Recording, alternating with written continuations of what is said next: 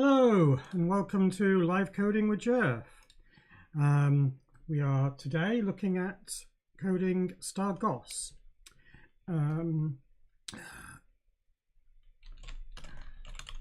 So we continue with what we did previously, which is implementing parts of the inner loop that actually handles printing things out and getting our things working.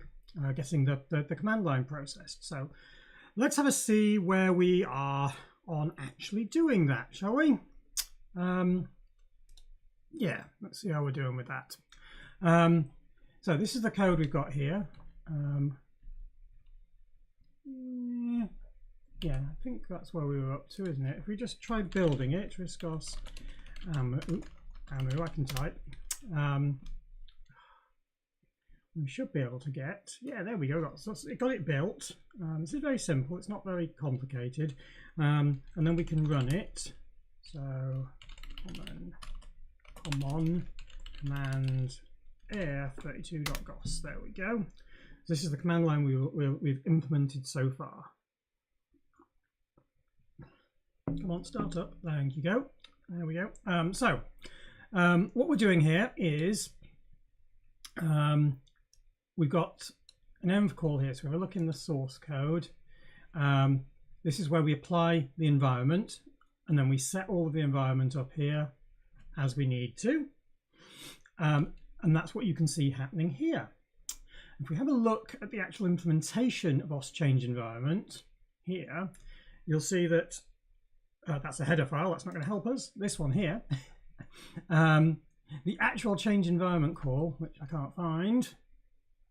Where is it? Oh, is it maybe in env itself? There it is, yeah. All it does at the moment is just prints out what we would have done if we were actually in the right environment to do it. But we're not yet. And if these are ever called, we go and crash. Right now, that's all we're doing. Okay, and then down here, we have the restoration path, which if we exit this, there, ooh, we exited it, but we didn't restore the environment. Oh, maybe that's because we didn't exit it cleanly. We actually exited it with a kill the emulator. There we go, that's better. Quit used, return to the parent, and then we restore the environment and put everything back. Cool, so that seems like it's gonna do the right job. Hello, Dave. Hello, everybody else who's here. So yes, that's where we got to.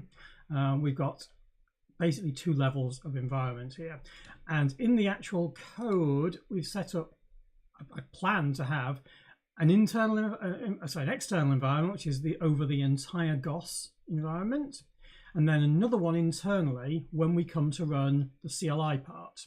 And the CLI part is a separate environment so that we can just restore back to where we were, and that is actually it's here, isn't it? This is here. We've not actually implemented that at all in this. We actually we say what we're doing. So if we just do a run here and then do echo hello, it'll go and do that. It sets up CLI environment and then restores back to the GOS environment by applying it. All right, so that's where we're up to. Now we need to start thinking about how we actually get these actually implemented, and it's going to be a little bit fiddly.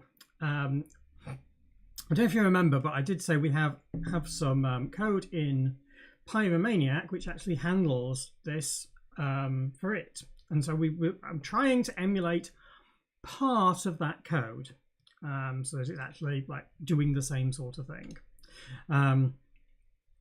But at the moment we're not doing all of that. We're doing some slightly different bits, but that's okay. We're going to go and set this up in a nice, sensible way. So here is the Pyromaniac code that handles this. So we've actually got things like kill effects. So if you try deleting the utility module, we do different things. That's a nice to have. We're not going to worry about that. Largely it's so that we can include the message, the deleting the utility module is foolish, from GOS 2, I think. I don't think it ever worked in GOS 3, or maybe it did and we're not doing things. So we've also got these entry points here. That's points where the environment handlers have to enter the code to be able to do things. So there's some initialization and finalization code, reading the CLI size. We did parts of that, I think. Did we do parts of that? I don't know. CLI size. Yeah, there we go. Read line. Global CLI size comes from our global environment. We'll populate that then. Not a problem. And then down here we've got reading the workspace size. This sets up the default handlers. Now the default handlers are important because they are the things that, in particular, for prefetch, for address exception, and some others, they handle the case of an exception happening and then automatically raising an error to handle it. So we don't actually have to handle doing a prefetch abort and things like that. It makes things a lot easier for us to deal with. So that needs to be done. And we've got our handlers, which is the bits that we're going to do that's specific to us. And so what we do is we set up the exit handler so that it goes to the address of our entry point for exit, for error, and for escape.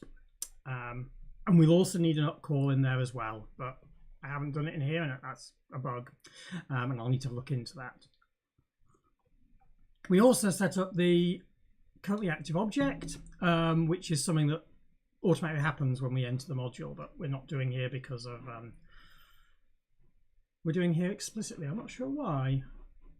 Oh, because it should be entry into the module, and we don't support entry into module in Pyromaniac at the moment. Yeah, fair enough. High risk cost tech. So here we go. So this is what happens when we do the GOS entry. We enter the supervisor, and then we go to the run prompt function. So what we probably should try and do is try and match what we've got in Pyromaniac, so it's more similar to that. So let's try and do that, and then we can start putting things into place that it looks more like the actual Pyro code.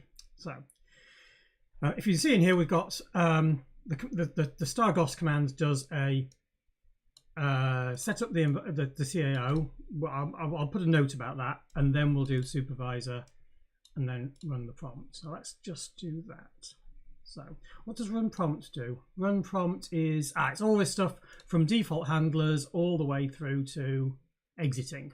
So yeah, that's pretty simple. Okay, let's give that a whirl. So we're splitting this up now, so it's actually got a little bit more control in here. Interestingly, that means that this needs to move. Oh, hang on.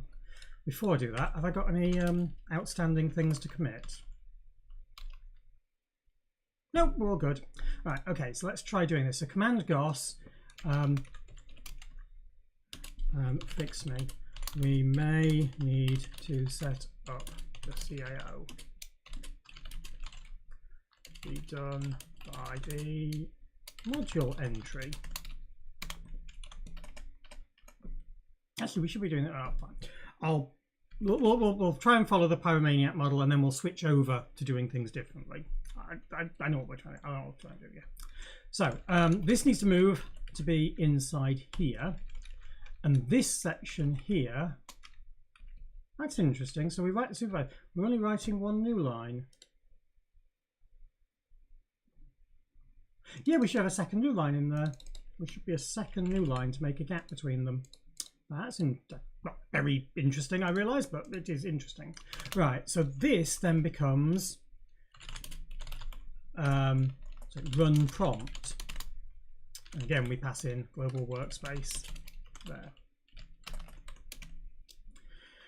Okay, and like this, we need to pinch these bits here. Here we go. And we need to call it run prompt global. Okay. Let's pick all of this. Why don't we pick the other one up? It's smaller. A bit simpler to move the small section of code than to move the large section of code. So there we go. Move that to there. Okay, so that's our run prompt code. And all of that does these things. And at the end, we actually call os exit, but we do that on the caller's side. So if we're doing it on the caller's side, we probably need this to have a, just return it, can't we? Return there. So there we go. We've refactored that so it's now all in run prompt. So here we go. Let's have a look then. So what does run prompt do? So run prompt goes through all of this. It sets up some extra registers. That's largely for pyromaniac's purposes. Escape, check, escape. Sets up default handlers. Does a read line. Checks quit. Again, this is when we enter the running CLI stuff. Okay. So that's actually setting up the other environment that we're actually running there. And then we call that. Okay. That doesn't look too bad to me. So we can now have a look at what happens in the exit handler and the error handler. In fact, the easiest way for us to do that is to lift these and put them into the other code. So Python code. So let's do that. Into C code even, not the. So this is going to be our different functions here. So void env exit. So this will be called by the exit handler when we have a problem, and we're going to get passed in global workspace as global. And we also want, do we need a register block? I guess we don't need a register block because there's no registers passed in. And this is, yeah, they called os exit. Go back to the prompt unless they're already at the prompt, in which case we exit. So we can check whether we're in the prompt there when we go and print out some debug. So debug here we're handling by dprintf, and very, very similar things here. Of course, we have to remember Python's very strange ternary operator. Really don't like Python's ternary operator. There we go. Not that C's is much better, but right. And then if we're in the prompt, global to in prompt. No, not input. Sorry, in prompt. There we are. Set up the default handlers, and then exit, which is actually those that default handlers is env restore, isn't it? The ternary operator is surprisingly popular in Swift. Interesting. Is it more necessary in Swift? Is that one of the things, or is it just a matter of their the sort of developers they've got? That's a question from Dave. Right. So env GOS restore there, and then we want exit. Oh, that's interesting, because if we do that, we never actually free our workspace. Interesting. Because of course that will be handled by Pyromaniac as it comes out of its exit handler. Let's do a fix me here. We won't free our stack or workspace here. Okay. And then alternatively, we're in the exit handler, which we just call run prompt. So we can just do that. Run prompt, passing in global. And then when that exits, we want to go back to the old exit point, don't we? Interesting. I wonder if returning from the exit handler will cause us to exit. That's a good idea, isn't it? So what we'll do is we'll say that return from this environment exit handler frees all our workspace and exits. There we go. And calls us exit. Right, and now the error handler, which is going to be just almost identical, I think. Yeah, we'll do it as a exit. It's got unwrapping question mark stuff too. Sorry, I mistook a thing. Yeah, it emerges as more necessary due to its common use of optionals. And unwrapping question mark stuff too. So is that if something is already is null, if it's not null, expand it. If it isn't null, return null or undef or invalid or whatever the equivalent in Swift is, something like that. Yeah, that's what it means. Okay, so yeah, that I came across that a lot in Go as well. Go has a lot of that sort of way of handling things, which honestly is really quite useful for things like the ternary cases where you want to just I want to move on to get something or know that it's null. Yeah. That works as C global. Again, so this is a similar sort of function. Reports are entering the exit handler, the error handler, sorry. And then in here, what's this? Sorry, I didn't need to copy that, did I? I can see it right here. Or I could move the brace. Right, so this is changing around, get the environment, the error handler. Hang on, what? Oh, this is reading the exception value. Oh, that's interesting. Yeah. So we read the exception value and we generate what would be an error buffer from it. This is error, not exit, sorry. And then we return. Wouldn't it be easier here if I just passed in the error block? That would be a lot simpler, wouldn't it? Kernel os error star. Yeah, that would make more sense because then we can just use it. Because we don't need to, we're not actually handling this as an exception, we're handling it as an error. Error to ernum and error to errormess. And then we return to the command line prompt again.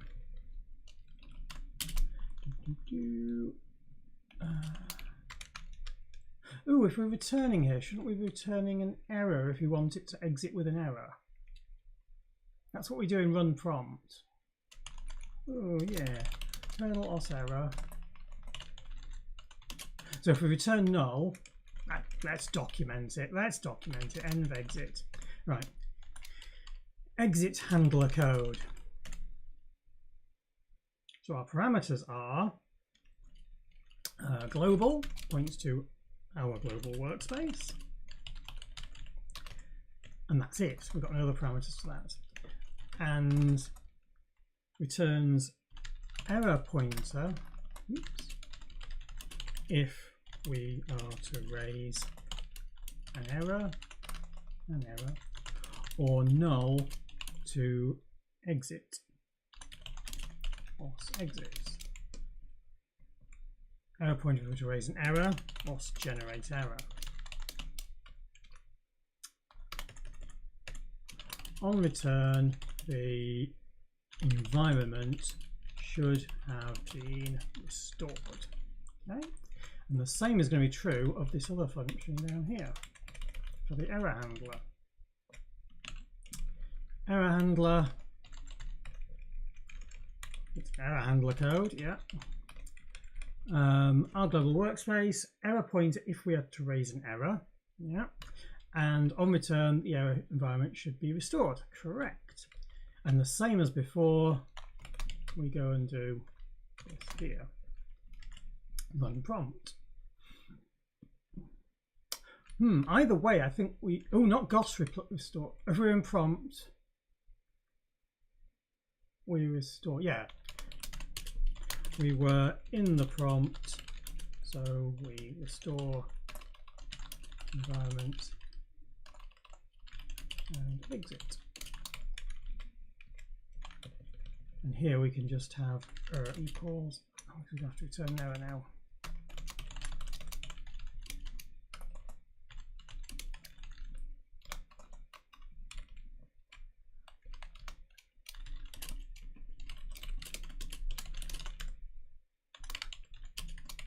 There we go.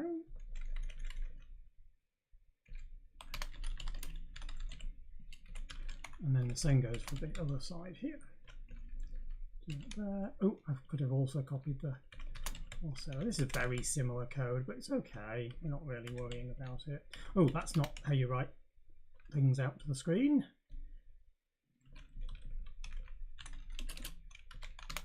Okay, let's see. So for this, how did we do writing things to the screen? We're doing os writes, yeah. So this is just, did I implement an os write run? It doesn't look like I did. Line 10, new line. Yeah, okay, we'll do it. We'll do each bit of this manually. Ooh, what just happened? It all went very blurry. Excuse me. Can we have a non-blurry text editor, please? Ugh. I do not know what's happened there. That's gone stupidly blurry.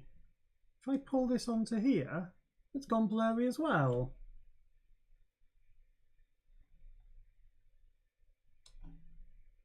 Hang on a sec. Let me see if I can move things around. No. Whoa, this is quite exciting, isn't it? I did think my eyes just suddenly went very, very fuzzy. What? Why does it think the screen... Oh, hang on.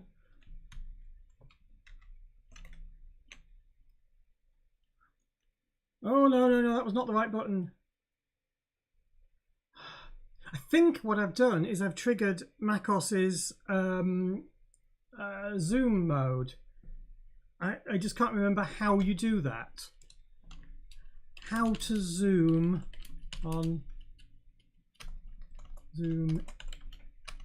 in on macOS. Option Command 8 to enable, Option Command plus to zoom in, and Option Command minus to zoom out. Okay, Option Command minus. Hey, there we are. God, that was not very nice. And I need to just restore the text size, please. Well, that was fun, wasn't it? Also, it's Easter. So happy Easter to people. There are a few Easter eggs, as in hidden things, hanging around my room. So see if you can spot them. That's my concession to Easter this week. It was going to be a bit more, but things have just got a little bit more fun and excitingly crazy here, so I haven't had a chance to do some things. That's life.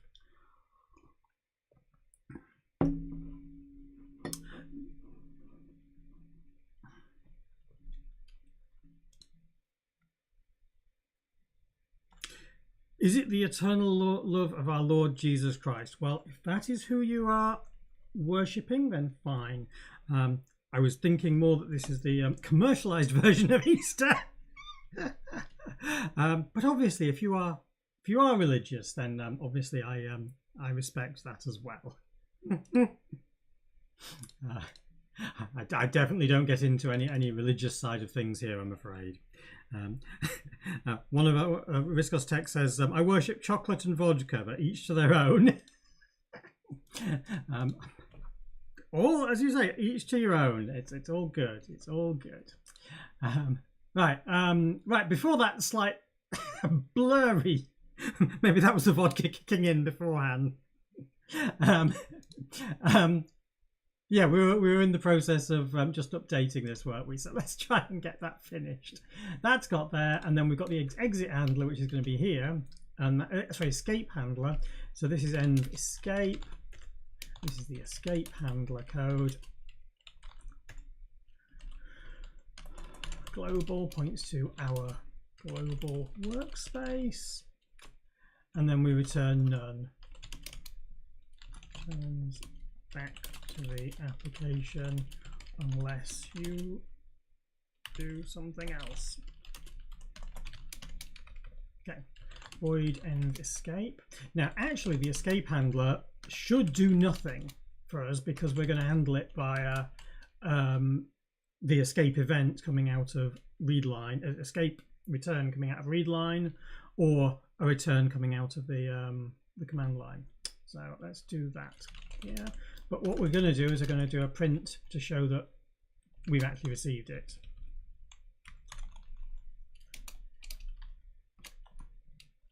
There you go, that's what it normally is.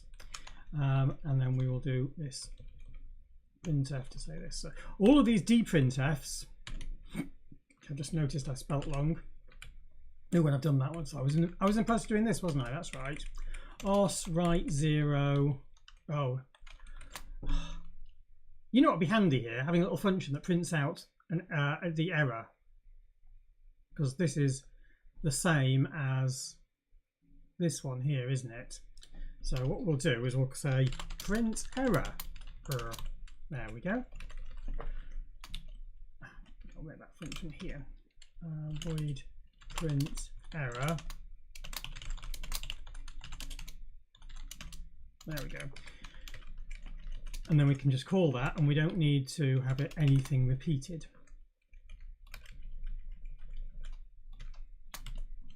There we are.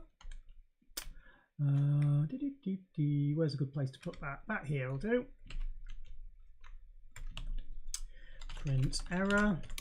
Print out an error message.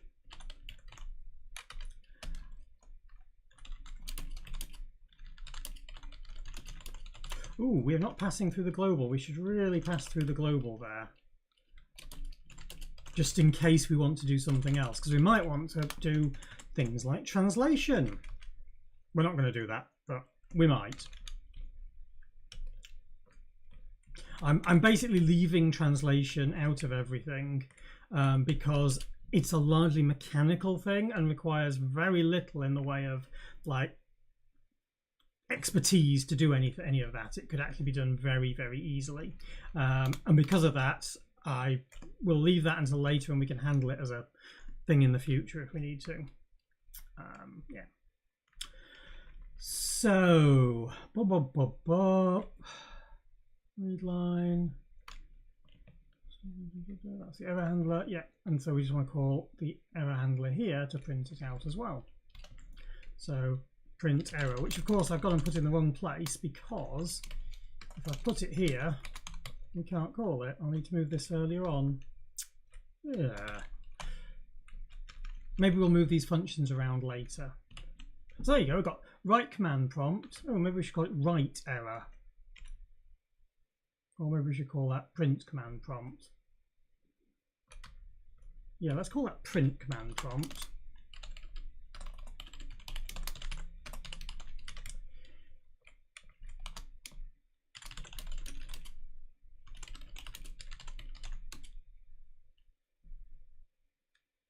That's it pretty much. Global point. Again, this might be translated, so we need to have the global workspace. Global workspace, and returns none. Cool. Yep, there we go. We need to rename that, so let's do that.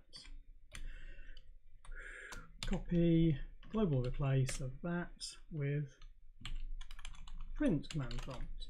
Okay, and this is our oswrite hex thing that we did. Yeah, okay, so we've got some nice simple functions there. Just do that, and these environment ones will move out later, so we can see what's going on. We may not even need them. I thought I needed them, but it's possible we may not. And there we go. Here's the escape handler. We do a printf of that. There we go. Right, and we don't need to do anything else. It's just like, there's an escape. Fair enough.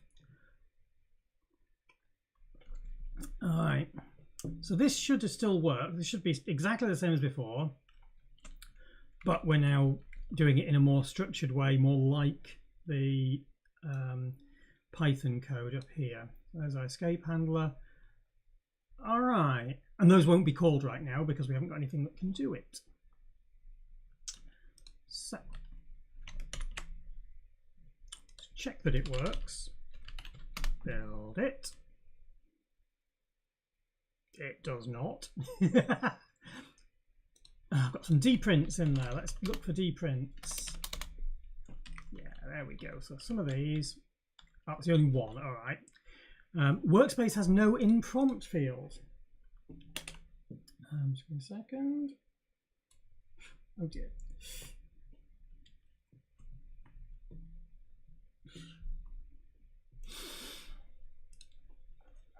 So I need to put that in the header, don't I, in our global? So we need to know that we're in the prompt.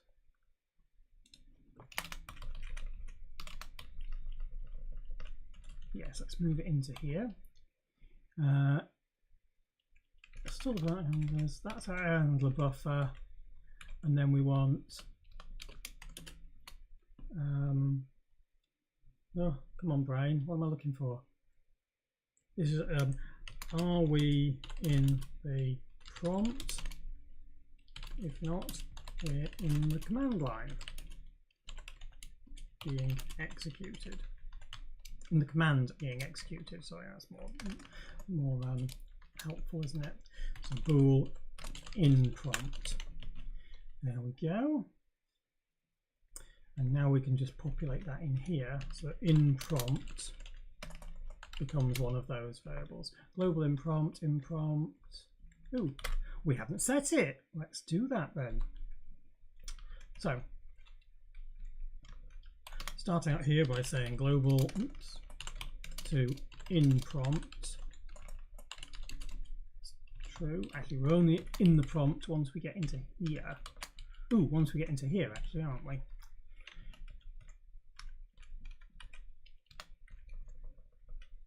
And then we're out of the prompt once we get to here.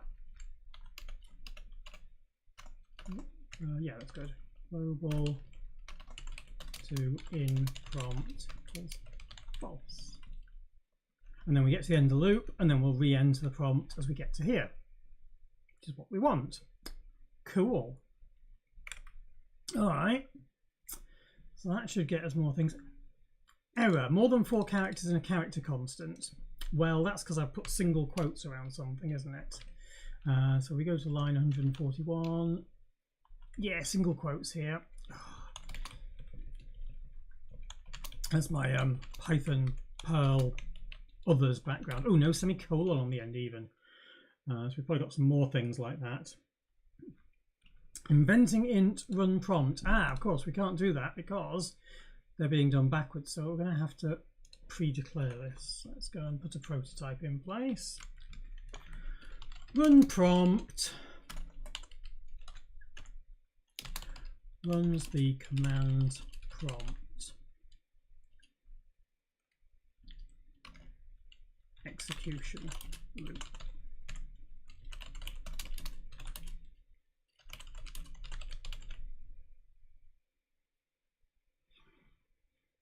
And run prompt doesn't actually return an error. Yeah, we're returning an error now, so let's make sure we do that. Underscore kernel os error.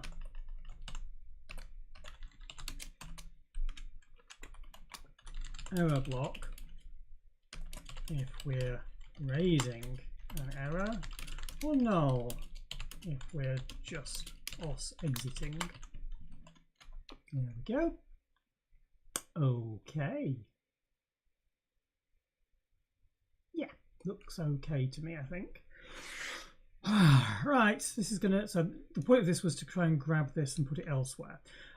At which point I'm now thinking, if this prompt runner was actually in a separate file, it would make it a lot easier for us to just manage the prompt handling separate from the environmenty bits, which is what we're going to want to do, and we don't want it to be in main, because main is just for this command line test. So let's do that. Create a new file called prompt.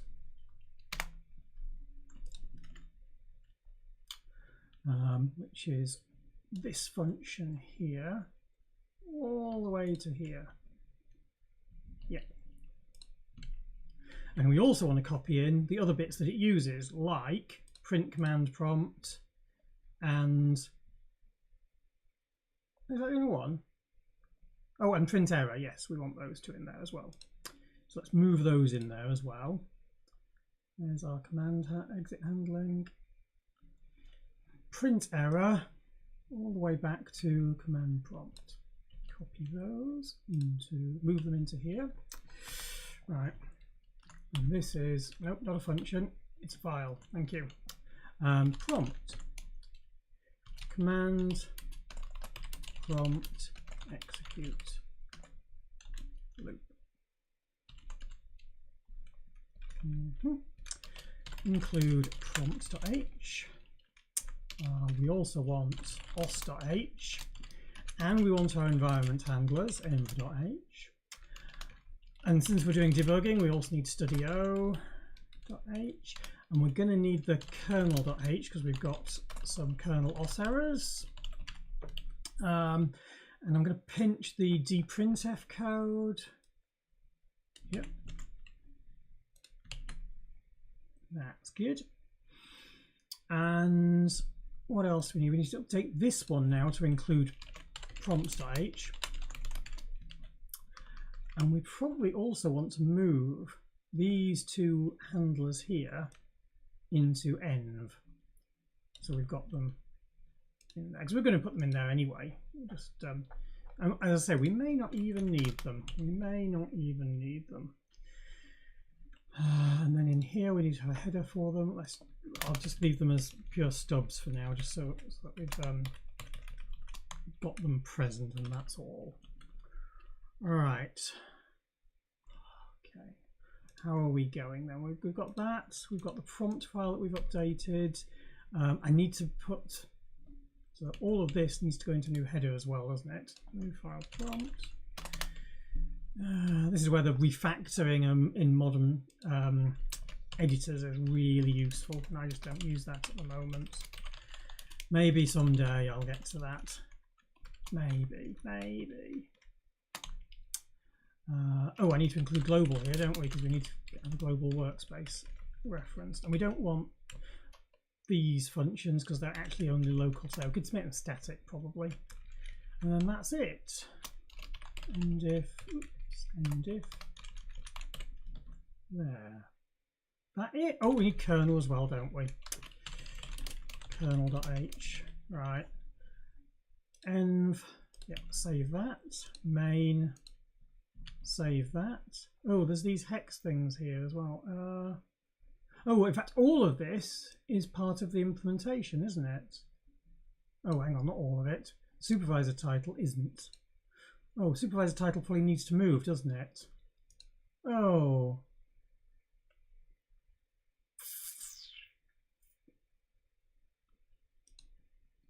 Maybe supervisor, that should maybe be, so where's the GOS call? Command GOS.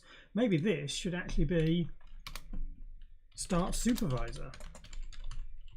We'll actually call it that.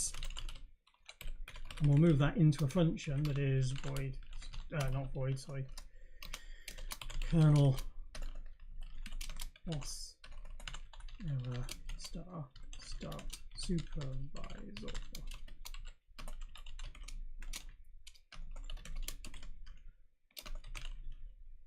Yeah, and that returns return prompt, and then this. It's possible that's not even what we need to do there, but let's just move that one into there. So that actually does the titling part. I'll put it at the end. Okay. Start supervisor.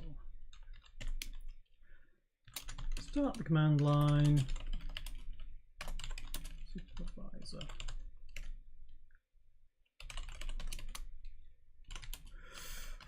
Oh, global workspace. It's error if we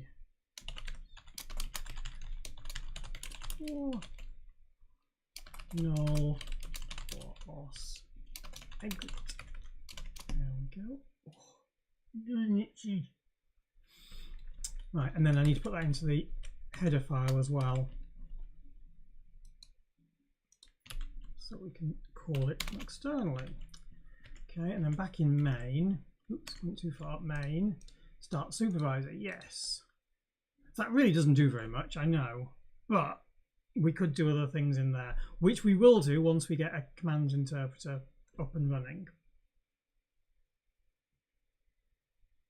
Probably. I just need to think about that one. That might change a little bit how I'm planning to do that. All right, so sig ignore, escape. So this is our environment handlers. Goes into run prompt. These bits needed to move, didn't they? So they need to move into the other code as well. Into prompt. So this is now becoming more like a function we can actually call in a module if we wish to. build it and see how badly we're done now. Wrong number of parameters to env GOS restore. Okay, duplicate definition of error. And then, okay, so let's have a look. We're in main. Let's have a look in main line 87. Oh, I haven't saved it, that's why. Actually, can we just do the build here? Can we do the build in the editor? There we go, we now got things. Ah, right, so we did need to export those functions. That's interesting. So, yeah, here we go. So print command prompt we don't need to, but we do need to export this one. So let's go do that. Copy prompt. Serious error kernel.h wouldn't open. What? No. That's odd. How have I done that? Let's just build again and see what happens. Serious error kernel.h wouldn't open. Yeah, but you haven't reported anything in prompt.h. Oh, we are in prompt.h. Oh no. Stud bool wouldn't open. Stud int wouldn't open.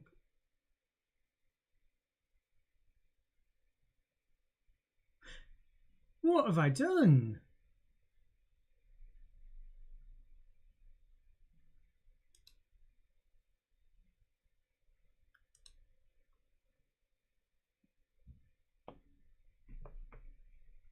Have I broken the compiler?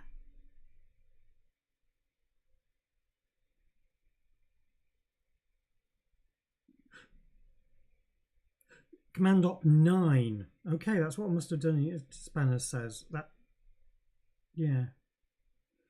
Load all your headers. Yeah, that's probably what it is. What is going on here? I mean, it was building them. Oh, hang on. Have I broken the environment when I run it in here? It's probably just when I build it inside the. Oh. Probably just when I build it in here. I probably need to do something else to make that work. Oh dear. Yeah, because it works here. It must be something about passing around header files or something. I don't know how I've done that, but let's just try and get it working here, shall we?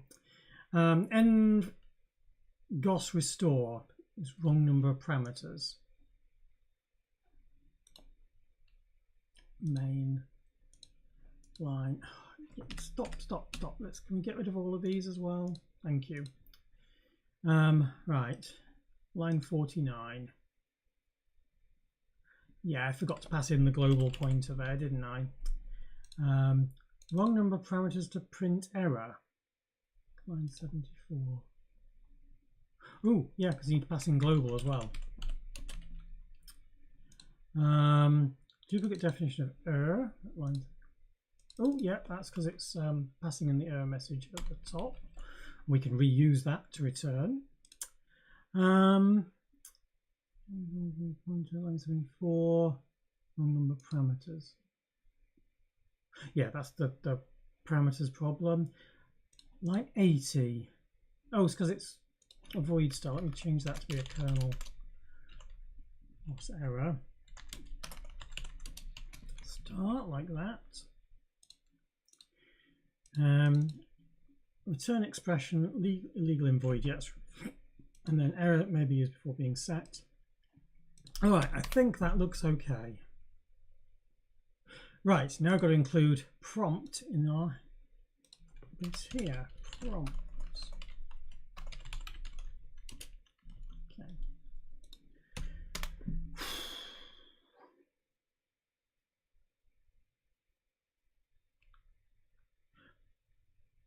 I think it tried opening the current directory somehow. Missing quote in preprocess command line. Oh dear, that doesn't sound good, does it? Line 9. What did I do? Oh, I forgot. Oh, that's so confused. Apparently that really got the compiler unhappy.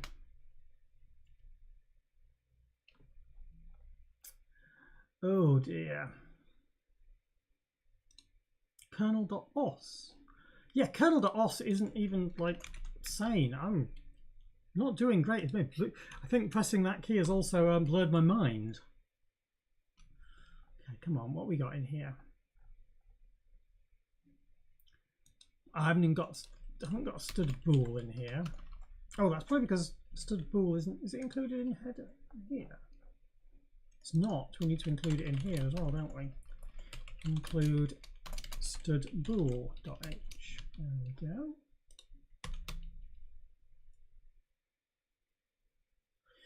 Inventing strlen and inventing system. Well, that's fine. We can just add those. C-prompt here is in studlib. So we won't be calling system in the future. We'll be calling a different a kernel os error, a kernel oscillate, probably. Actually, we'll probably do it ourselves, come to think of it. And implicit caster pointer number of parameters to print error 138. Yep, again I've missed the global off that one. And then there was a strlen, so I need to include string.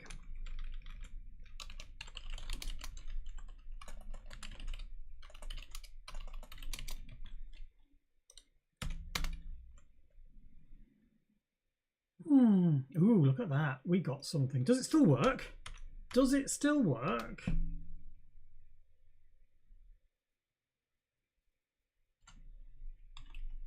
Echo hello. Yeah, that just returned an error, so it didn't do anything useful. Okay. Quit. Restore environment. Excellent. Okay. Right.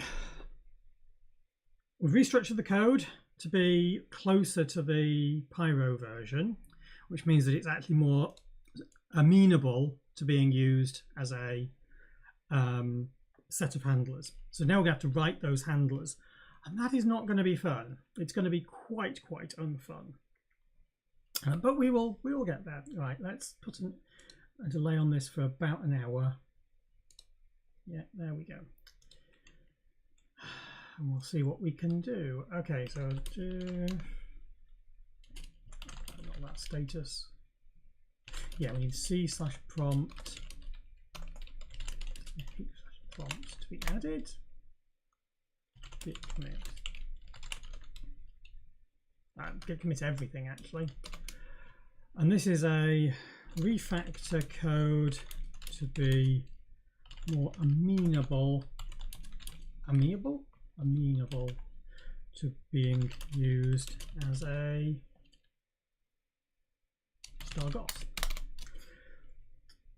We now have separate functions for the regions that will be called by our exception handlers.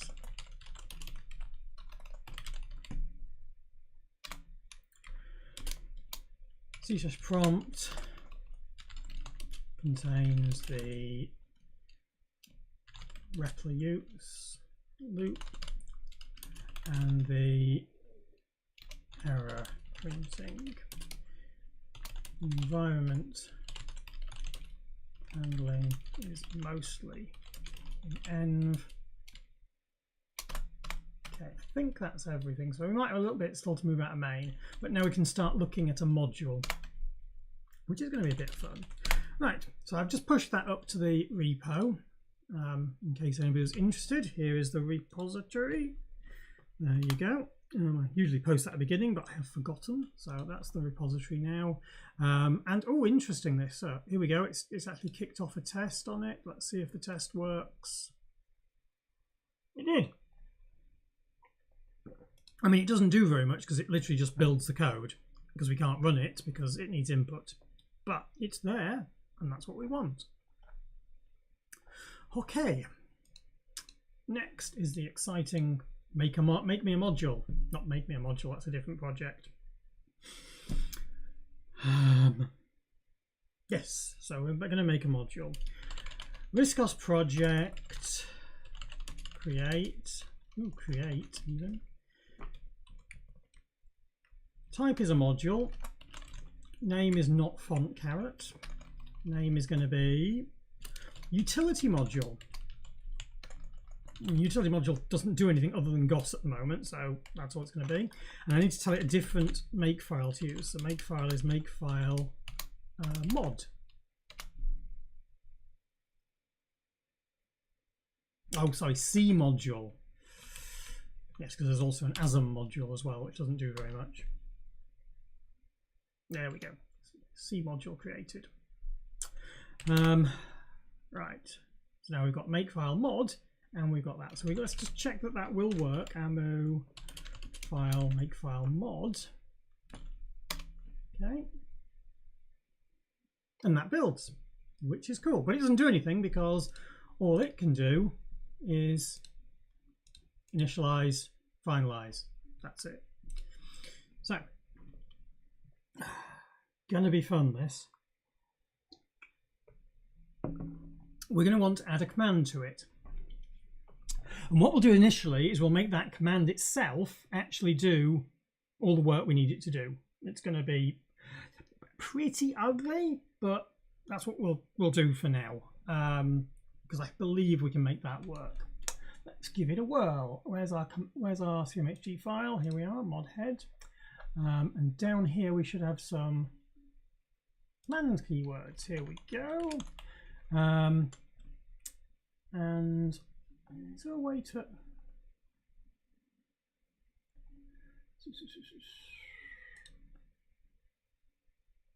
routines, process commands, and then some command sequences? Fine.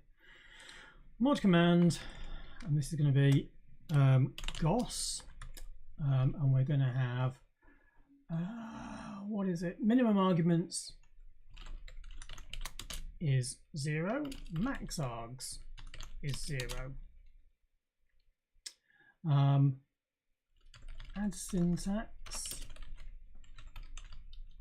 and have a where's our help text gone? Add syntax, yep. Help text is, let's put some help text in. Star GOS will start the command line supervisor. There we go. And we also want syntax. Is it invalid syntax? Invalid syntax is what the correct thing is. Is syntax colon star GOS. That's all it is, nothing else. Okay. Anything else we need? It's not a status command, it has no handler. Because we can actually handle it in mod command. There we go, yeah. All right, so build that.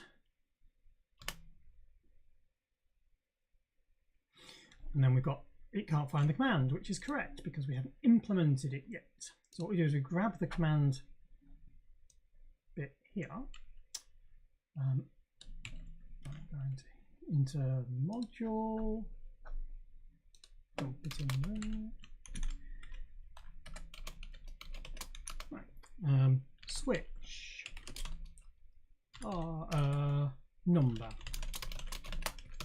case, no, indent please, case command GOS goes to command GOS. Actually, can we go to supervisor? Yeah, we can go to supervisor. Start supervisor. Oh no, we need to go into an assembler routine that actually can handle this, because we're going to need to drop into user mode and do some bits. So let's do that.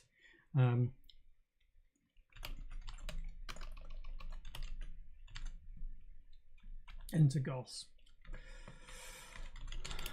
Return that as well, and we return null. Okay. Okay. So now it's going to get upset because enter GOS doesn't exist. So we're going to have to create some assembler veneers for this. This is going to be a little bit unfun, but that's just the way this goes, unfortunately. New folder. S. New file.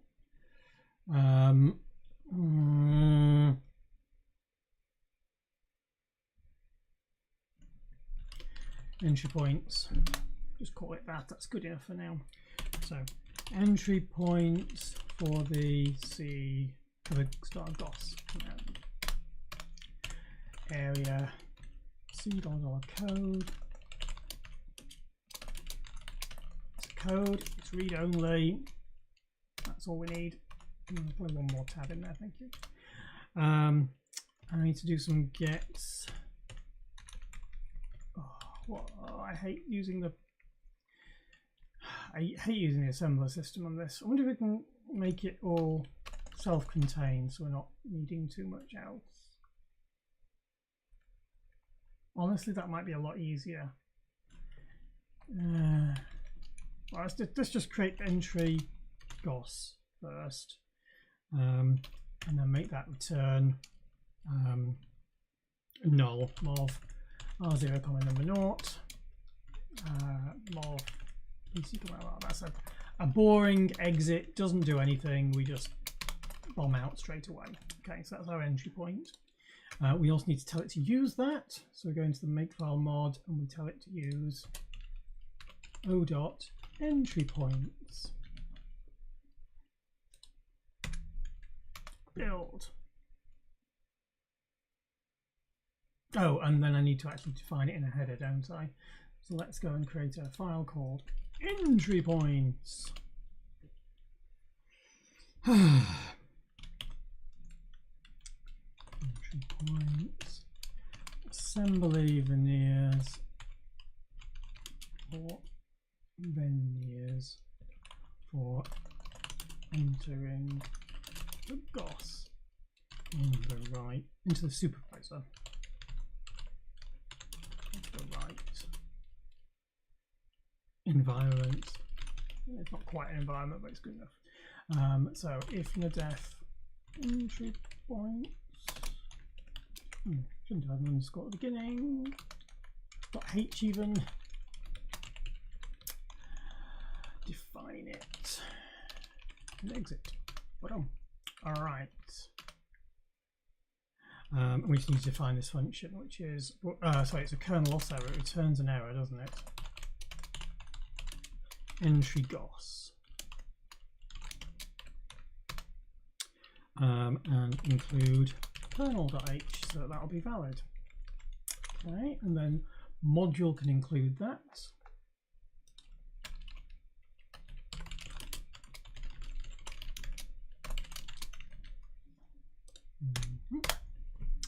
How's that look? Are you happy with that? No, you're not. Enter GOS. Did I enter GOS?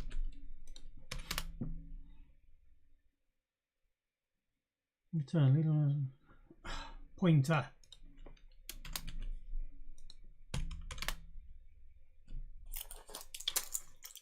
Enter GOS referred. Did I not? I thought I didn't enter that. Enter GOS. I think I'm missing an export as well there. Yeah, I need an export. Export enter GOS.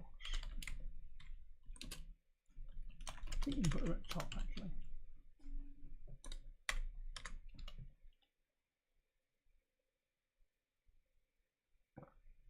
Excellent.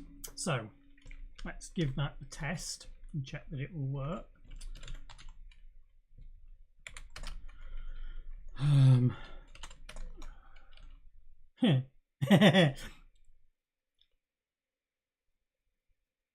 Yeah, that's fine. I was going to say we just load module rm.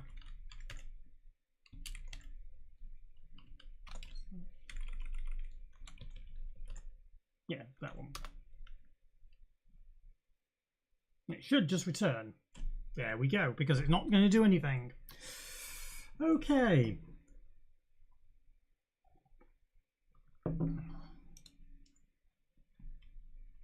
Let's get this committed because we've now got some extra bits in here. Makefile mod, C, CMHG, h/entry points, and S. Right.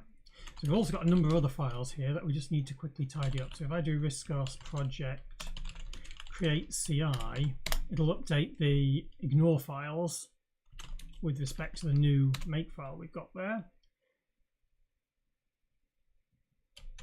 Excuse me, not create CI, I meant create git, because it's the git management code. There we go, so it's updated those now. Oh, and it's accidentally updated the row build files. Let's just put that back again, because I don't want to change that. It won't work. Oh, although actually we do want to make it build the module as well, don't we?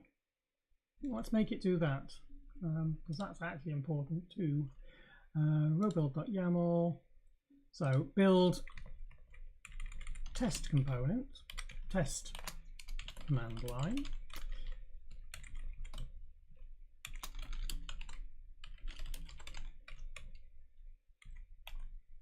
Make install and put it into the install directory. Yeah, well, what the heck, we can do that. And then we can't test command, that's fine, but now we can build the module afterwards. Build module. And we can also tell it to install it into there as well. Except I don't want to do that one, I need to make file mod, don't I? Let's see then. Git status. Alright. Stub module, which does nothing.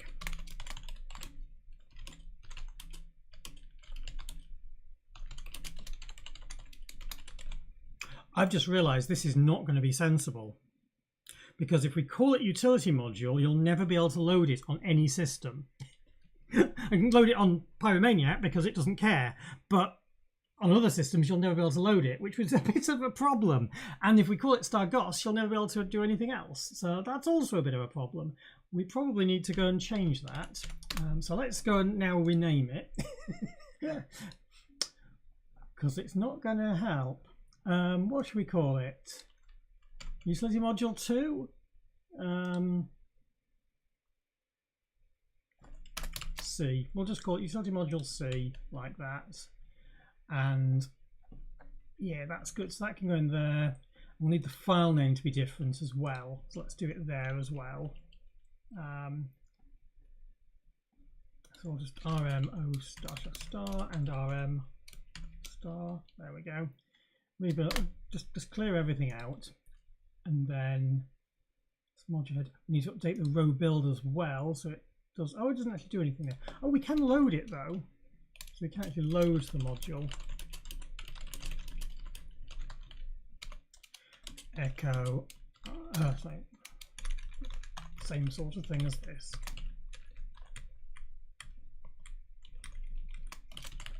Load the module is load rm32.utility module C.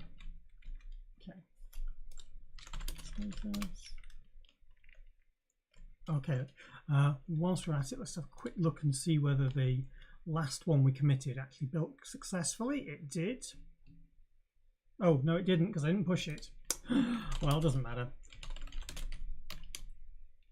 Rename the utility module to utility module C.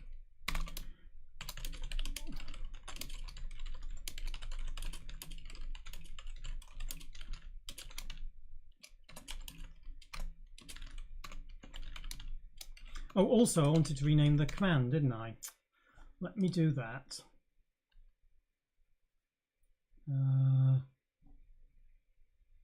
Mod head here. GOS C.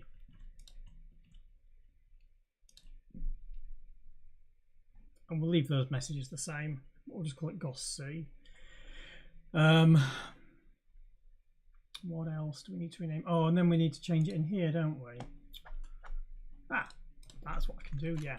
So if def command GOS C, else command GOS. So if we go and rename the commands back to GOS, it'll actually work. All right. I mean, it's going to be value 0 anyway, so it shouldn't make any difference. But yeah, discuss ammo mod. Yep, still builds. Good. Actually, I could probably clean that and then build it again just to be sure that it really does clean.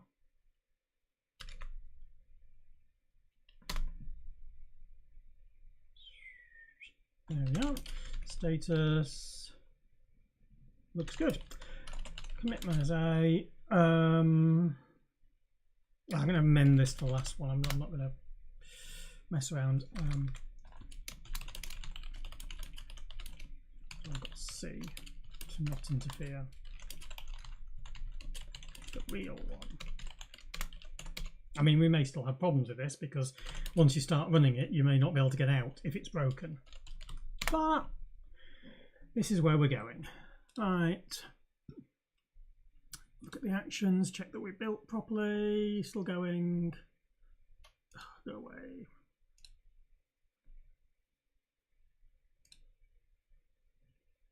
Yep, built. All good. Build through there. We got that. We got the RAM module and it initialized. All happy. And what we should have out of that is a, if I go to the summary here, should have, where's me? Oh, it's there. Are you going to change screens now? No, you opened it here. GOS 0.01 because that's what the project's called. Has it got nothing? Oh, there it is. Yes, it's got the GOS command and the utility module C module in there. Excellent. We are. Oh, except you can't see this.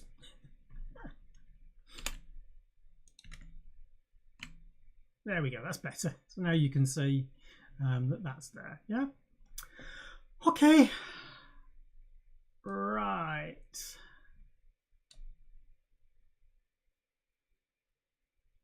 What am I doing next? Sorry, my brain just went blank for a moment. Yeah, we pushed that. We're now to start implementing bits of it, don't we? So, this is all going to be kind of fun because, well, we're not going to know a lot about what we actually got in here until we actually try using it. So, we'll see how it works anyway. I'm pretty sure I know what I need. You just need to be like making things work. So what are we going to do here? So enter GOS needs to allocate some memory for the user mode stack.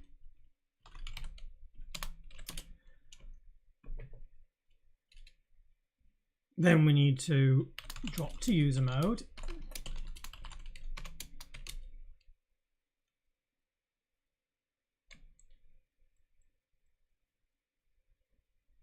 Drop to user mode, set the stack pointer,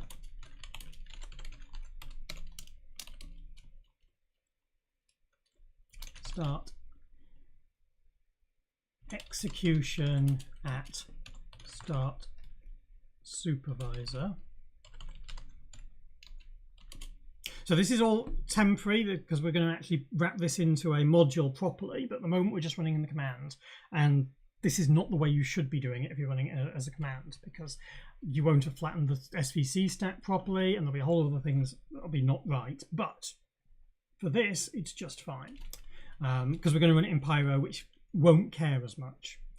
If you did this on another system, you would have absolutely have problems with it. But we'll get there.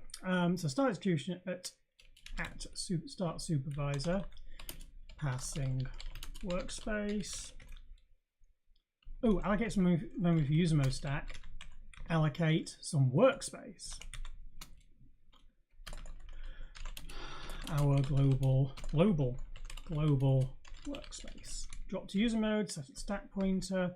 Start execution at start supervisor. So if those two are the same, that's actually a lot easier. Passing the workspace. And then what do we do?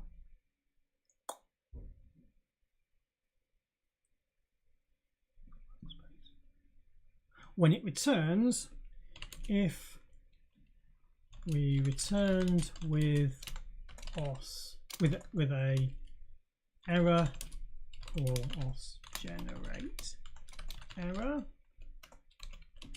If no error, call os exit, and that's it.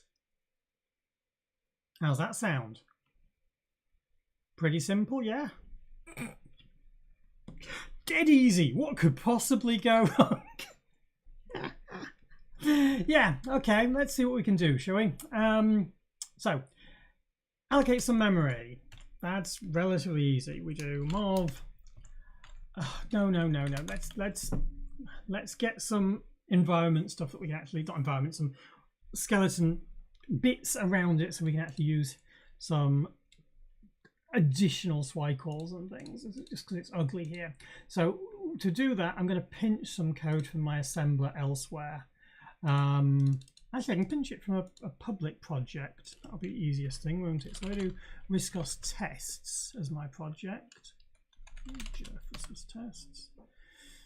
Here we are, some tests for the Riscos APIs, and we'll pinch the code from here because I know this works. So if we look in header here, we've got some swys, we've got print macros, some macros for APCS, and we've got some other macros here.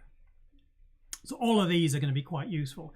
And probably the easiest way for me to do this is just to check it out. So if we do a git clone, global, git clone, those are not the same letters. I didn't want to copy just that text, I wanted the whole blowing path. Did I not copy the link? Copy link to highlight. No, I don't want to link to the highlight. I want to copy the address. That's what I want there. That's what I wanted. So if we have a look in here now, we should see Riscos tests, and we've got some header files in here that I can just pinch the bits from. So first one we want to look at is probably macros. So macros gives us some extra bits. In particular, it gives us push and pull, which are quite nice.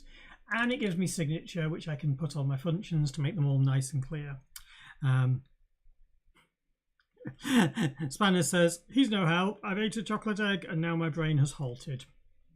I understand that. I've got some mini eggs in the other room. And we'll go and grab some. They're actually for me and Taylor to share, so I won't grab too many. But I'll do that at the break. So I'm going to copy this one. So this gives us some simple macros. We don't need those plot ones. Mod hand. Yeah, mod hand, this looks like it's just a copy of the standard module header, but it's got these constants that we're going to want to use. So we want that as well. Print macros is, I should have put some descriptions on these. That would be quite nice. We can do print integer, print sign numbers, print hex. They're all just like very simple veneers to do these things.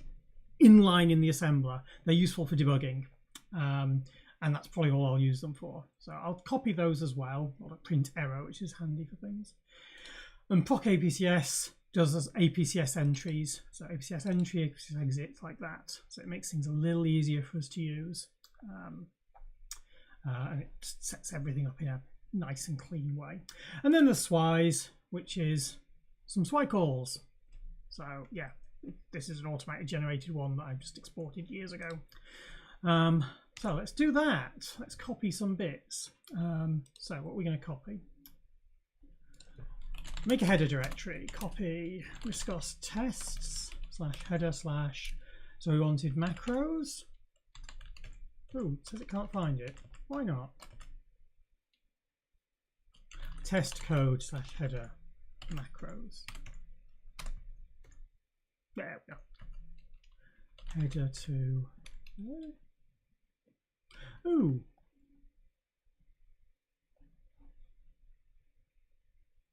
Sorry, my brain is.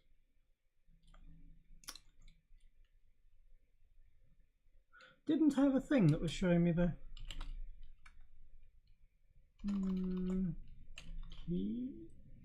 keycaster. That's it, isn't it? Is that the one?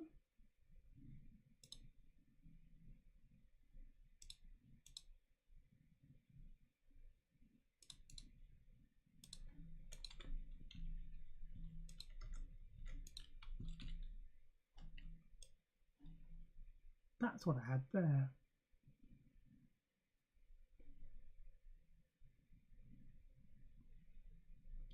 not sure where I put it last time. I'm not sure it's even useful, but I used to have that running and I'd forgotten about it. It's kind of handy if people are trying to follow what you're doing.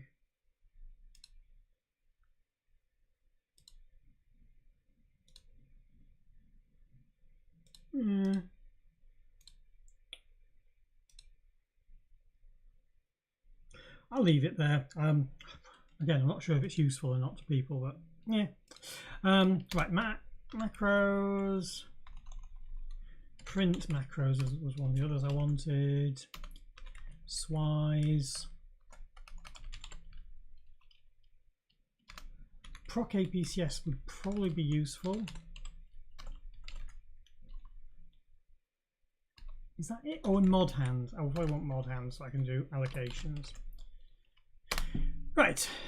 So now we've got those, I can start using them, which is handy. So let's get some of these in. So get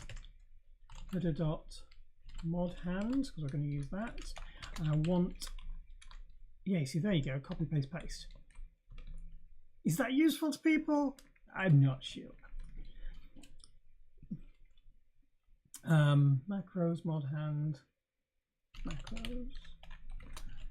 And the other one there was Swise. So let's just check this will work. So we'll have a signature here. Actually, this should be an APCS. Just let me check what that does. So look at our version in here. APCS, there we go. APCS entry. So if you do it on a label, it will automatically do a signature. I think. Yeah, so if we've got a label, it will put it on, so we don't need to do signatures anymore, which is nice. So then we can do APCS entry there. Cool. And that also means that this down here becomes APCS exit, sorry. Right, let's get some memory, shall we? So the memory we want is, we should define a stack size. Stack size. How much stack do I want? Let's give it a K. So, of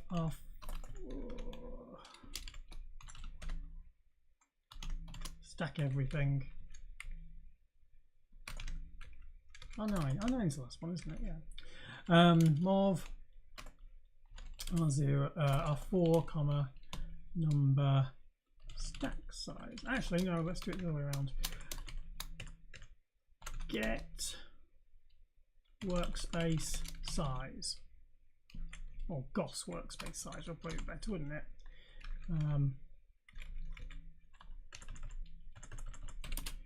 Use the workspace size the C needs. And there we are. Stack size. We can then do mov stack size. Can we just do add? R2R0, and then we can call XY. XY means it's an extended version of SWI, so we can actually do exos module comma number mod hand. Is it claim? I think it's claim. No, that's not the one I wanted. It's SWI mod hand, isn't it? Claim. Yeah, there we go. Yeah. So you can pass in the register numbers directly, and actually that's been R3, not R2. I've just remembered. So R0 equals our workspace, and that was allocating memory for the user mode stack and the global workspace. If we failed, let's exit with the error set. So go to 90 there. All right. Oh, actually, no, R0 is not the workspace. R2 is the workspace size. Now we want to drop to user mode, set the stack pointer, and then start execution. Yay, this will be fun. So, mov. No. Drop to user mode. MRS R0, comma number, CPSR all. So that gets us the mode into there. We want to bick off all of the low bits.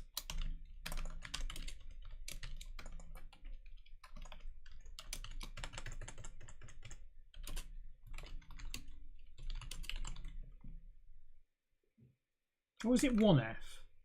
It's actually 1F, isn't it, for user mode? So it's we've got a number of them. Bick off.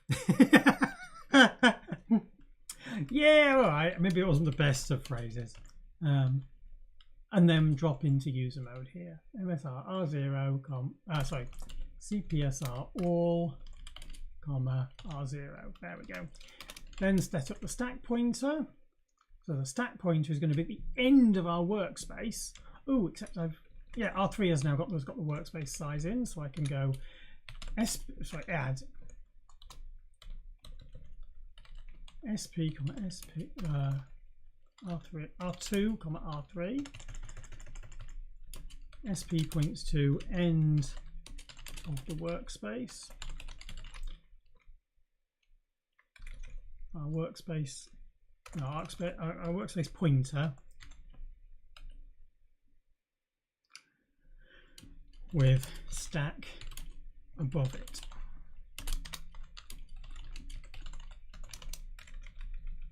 Okay. So stack pointer. Start execution at start supervisor and passing the workspace. Okay, so to do that, we would just call in, that's it, comments beforehand.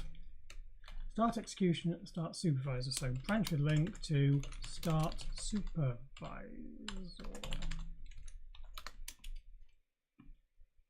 I believe actually we've got to set up,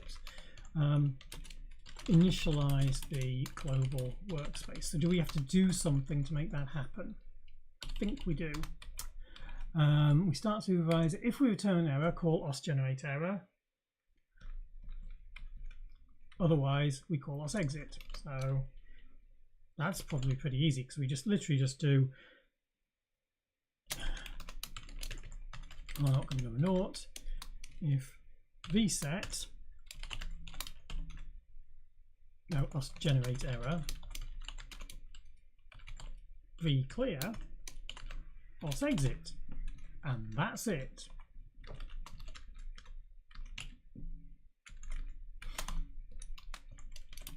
Actually, make it explicit that we always call us exit there. We never reach here. Right, initializing the global workspace. Now, there's definitely something we have to do for this, isn't there? Because I think I said in the main file what we would expect. You set the global workspace. Here we go. This is what we do. Read the CLI version for this OS. We do that there. And then we initialize those two values and we enter with those values set. So that's not too bad. And actually, if we had the CLI size in that buffer, then we've only got one buffer to allocate. So that'd be really nice as well. So let's, we can do that easily, can't we? We can go branch with link to get CLI size, and then mov that into R4, add R3, number 4. R4. Is that good? Yeah, that's good.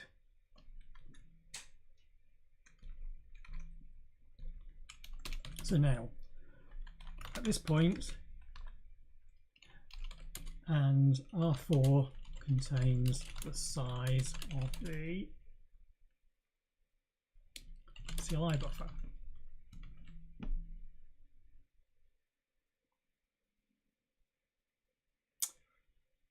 Yeah, that's okay.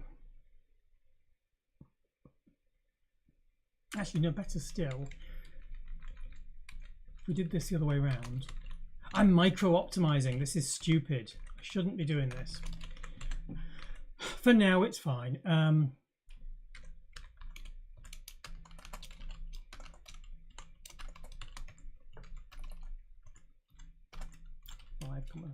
yeah, that's fine. So I shouldn't do this. I really shouldn't. So stack size is there.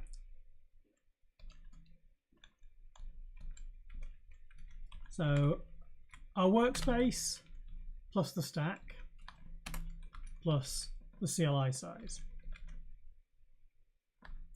So R5 contains the CLI size.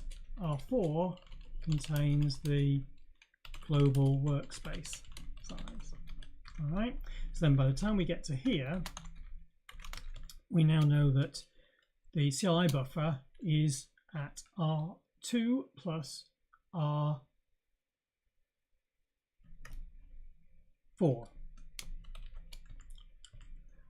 R6, R2 plus R4. 6 points to CLI buffer. And then we can store R6, number 0, store number 2, number 0.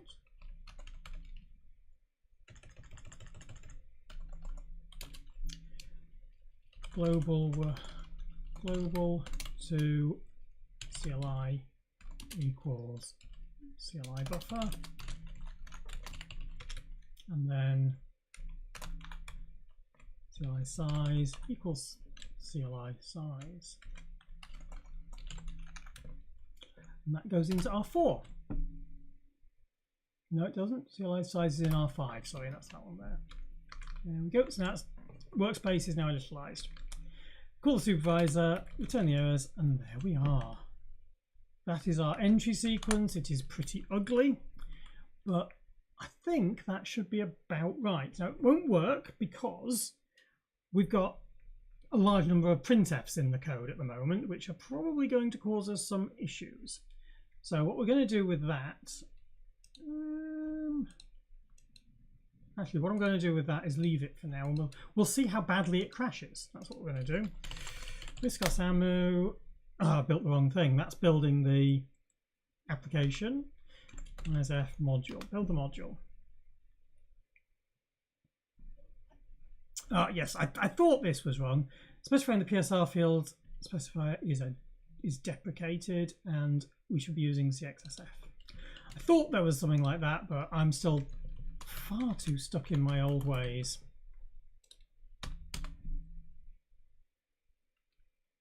There we go. Bad register name symbol.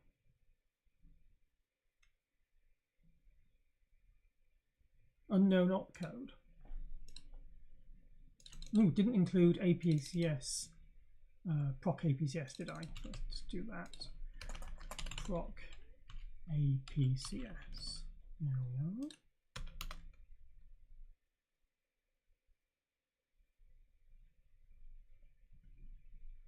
Macro already exists at line 33.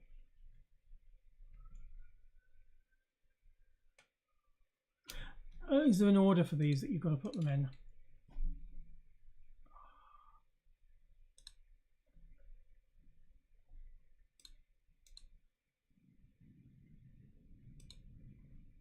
No, proc APCS didn't define anything. I thought this was save. Modhan macros. Macro already exists at file header macros. So by the time it hits here in macros, it's already been defined.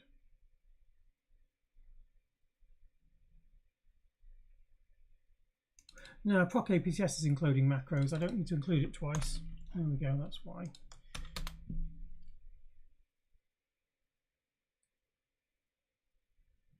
Oh, S3. Yeah, S3 isn't a symbol. I have been using AWS far too long. Time for lamb soup. Interesting. Right, so these functions haven't been defined. Mod hand claim. Mod hand reason claim, is that what it is? Mod hand reason. And I need to define this get CLI size. This is quite easy, this one, thankfully. APCS entry, APCS exit. Right. Now, I say it's really easy, but I'm just trying to find where the actual code is. CLI size. So let me pull this up here. Yeah, the Pyromaniac version actually manages to handle it if the CLI size changes whilst it's running, because that's sane. I mean, it might be sane in the future if we have like multi-core systems and different environments happening and stuff, but right now, no, it's not going to happen. Right, so what I want to do is call this. So this is, oh, I need the environment numbers in there. Oh, that's frustrating. I'll just include it from the header, I think. So we should be able to do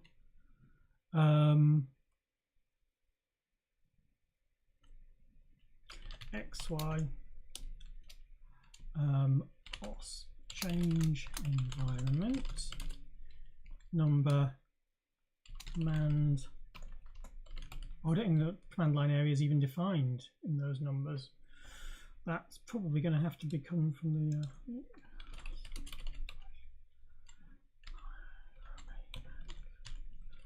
GOS constants env numbers. Whoop. I'm just going to copy this and put it into the header directory. New file. Env numbers. There we go, and we'll just convert it into assembler.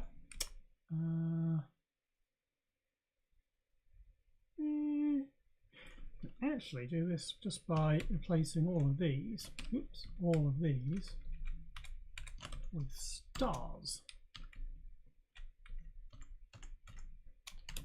Star 17. And then if we just go back to here, delete those. Ooh. Fine, we'll go and tidy that up in a minute. Do the same with this one. Oops, too far. Yeah. Max end number, we don't care about that. Now let's go and tidy these up so nice and clean.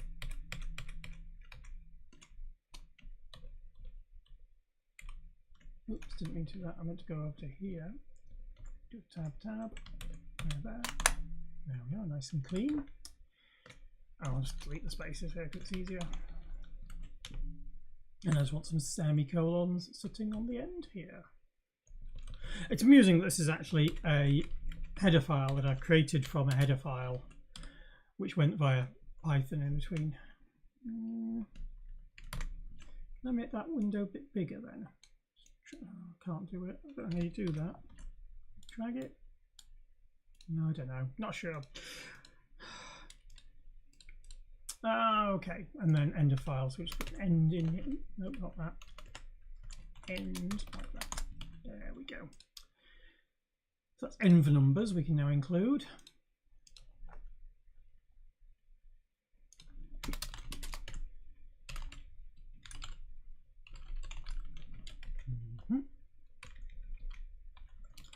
Command line area. And we want to pass in 0, 0, 0 to mean don't touch anything. And we get out if the clear, if the set, if we got an error, R1 contains number 256. Which isn't true actually, because if it's a RISC-OS 4 or later, it'll be a higher number. Actually, what we should do is go mov R0, number 1 if it's clear.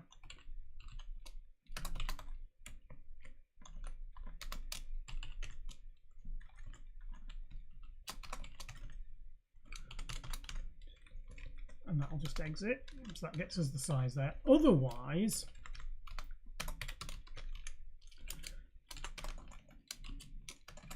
not a system that understands the environment for the CLI size. Let's work it out.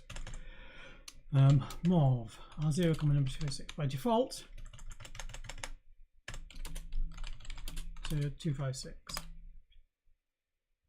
Oh, except I'm going to have to call Swise to do this, so I'm going to have to corrupt it anyway. What's the best one to call? Probably R0, number.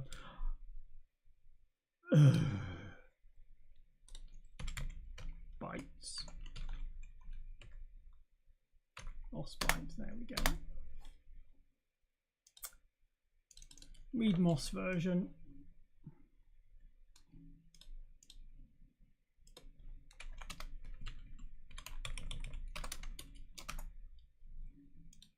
And I've already forgotten what that actually returns. Viscos PRM OS byte 0.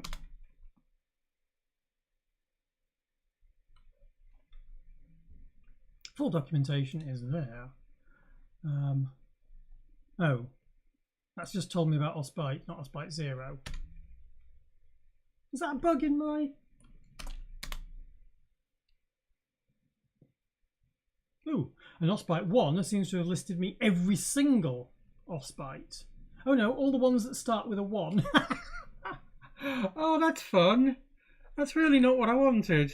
Oh well. OS byte 0. Let's just have a look at the OS bytes and we'll have a see what. There's some bugs in this, obviously. Right. Index of OS bytes. There we go. OS byte 0. That's what I wanted. Return machine type. Except it's not telling me what the machine types are. All return versions. So it's not that one I want. It's the 127. Minted lamb. I never liked minted lamb. It was not a thing for me. Each to their own though. I know Taylor likes it as well. Right, so I don't want that. I want the one that's, is it 129? Read key within time limit. And OS identifier, that's the one, yeah. So there. Yeah, here we are. Here's the fun that we get here. So this has not obviously been updated, so I need to look it up properly. But so I need not that code. I need another code for that. Oop. It's this one, read keyboard. Obviously, it's called read keyboard, yes, because that's the way you get the OS identifier, isn't it? Really is quite terrible sometimes. In fact, the easiest thing is call this as an XY.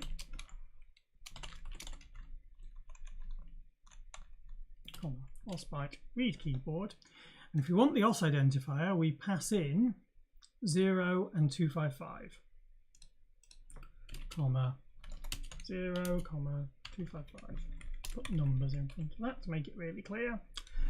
And that returns us some values here, which I'm not sure I'm sure I must have those in Pyro. Correct, mine is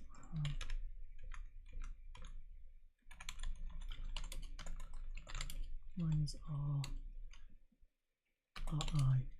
OXA4. Let's just see if we can actually find A9. Let's have a see if we've got any of them there. A9, A8, A7.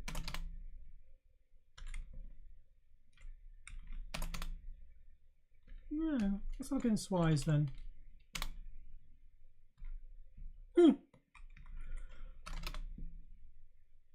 Dunno. Right, we'll just have to look it up then. OS byte 129. I don't have it in my history. I want to look in BeebWiki, because that is actually, I believe, the canonical place to find this out. No, that's not the one I wanted. I wanted actually the reference in the wiki. No, not that one. Oh, come on. Because that'll tell us something, but it doesn't tell us all of them. I think I might have a link to it though. It's something you...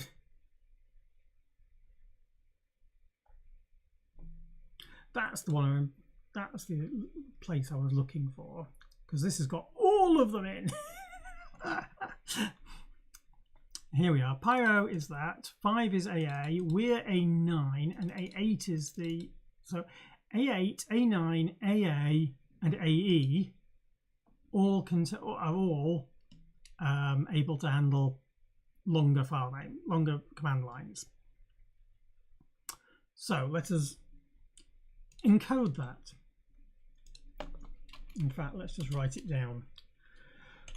The following system types have 1024 byte CLIs.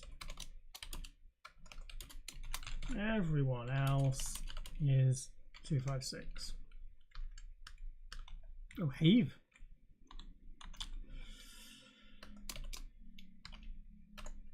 And we'll just copy the text. It's that one there to there.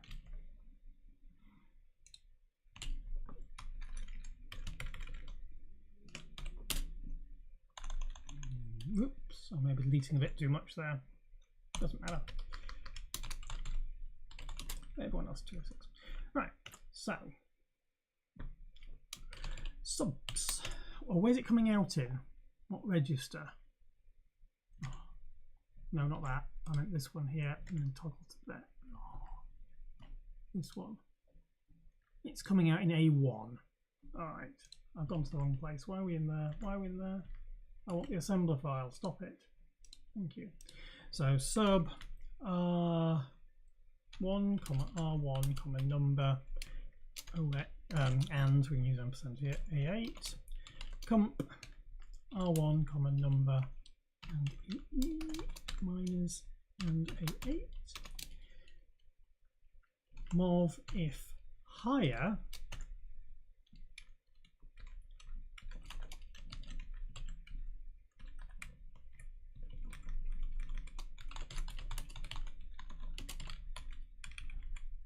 and lower than same R0, number 24.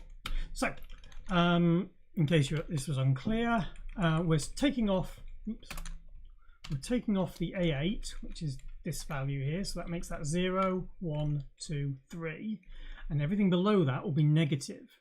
Negative values will end up actually being unsigned numbers that are really big, and so when we do an unsigned comparison here, we say if it's higher than that value, it's 256. There we go. And otherwise, if it's lower than or same as the Pyromaniac one, then it's a 1024. Yes, micro optimizations. It's bad. Shouldn't do it, but you can. So yeah, what the hell? Right, that gets the CLI size. It's way hasslesome, isn't it? And then we also need a GOS workspace size. Hi, Andrew. I was just explaining how we do range comparisons without actually we're only doing one comparison call. Do a sub. Oh, I didn't need to do a sub. Actually, I could just do a sub. Yeah, that's fine. Right. And now we just need the other one. That's the GOS workspace size, which is something we need to get from the C code. And the easiest way to do it is put it into here. So we'll just do GOS get workspace size, read the size, just GOS workspace size of the global workspace we need. So I expected that we wouldn't have very many people here today because we'd be it's Easter Sunday, so it's not a big deal. No parameters coming into that. Size of the global workspace. So we do int GOS works size, nothing coming out, return size of global WUS. Okay, let's see if the module builds now. It won't. Come on, discuss ammo. Thank you. Build the module. It won't build because I don't think I've updated the. Oh, that's the wrong type of comment for assembler file. Unknown opcode line 23 in env numbers.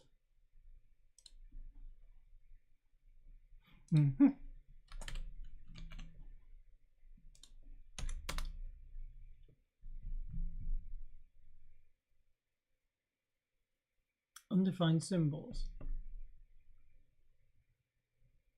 Oh, you have to tell it to import them. Import GOS workspace size into GOS. Hang on, and start supervisor as well. We need to. Ooh, no, stop that. No, stop that. Import start supervisor. Okay. Try again. Now it'll give us some linkage problems I'm expecting. There we go, because those aren't present yet. But what we can do is we can just pinch them from the regular make file, yeah, and plonk them into here. So we don't want the main, we do want the other ones. So we just plonk them in there, stick that on there. Actually, I'm not sure if we need OS as well. Probably need, oh, I don't know, we'll see. We'll see what we need. We may not need those. I mean, I'm expecting this to be very, very crashy. Undeclared inventing, error escape. Yes, we need to define that. So let's define that in mod head. So we need to create a error handler here. Error. Oh, do we not have any error things in here? There we are, thank you. I thought they were there. Escape.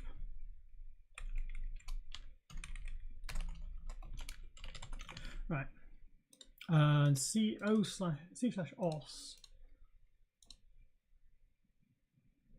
C/OS, sorry. Yes, we just include mod head. So else.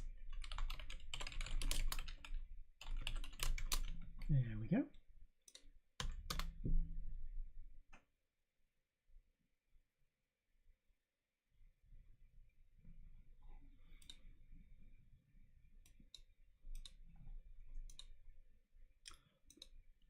I'm confused.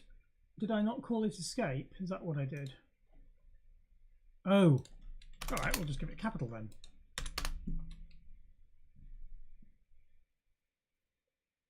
Oh, yeah, that's dependencies.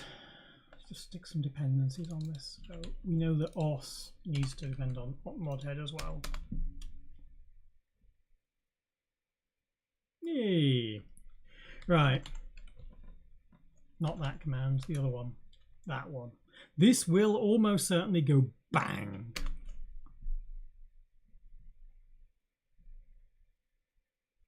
Oh, it's no longer called utility module. It's utility module C.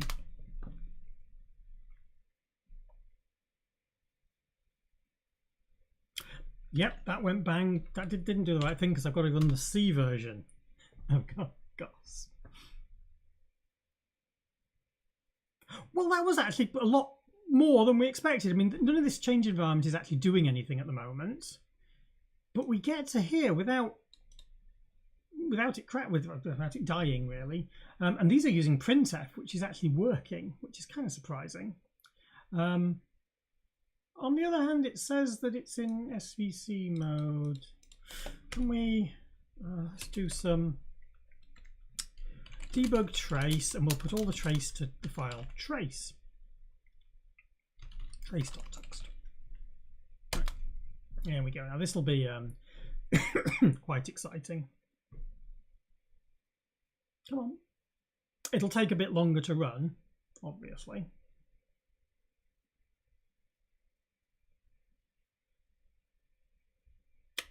I should have set this to boot debug, not just debug. No matter. It's tracing all the other modules as well. Oh, wow.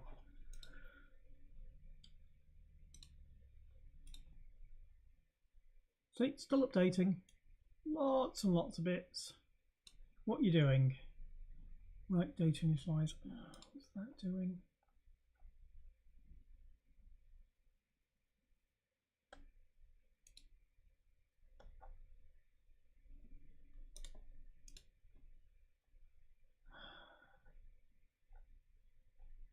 Some relocation code or something? Kernel module init. There we go, we got to the module init. Whew, look at that. Took ages, didn't it? And now we're going to try printing some stuff out. So that's going to be quite heavy as well.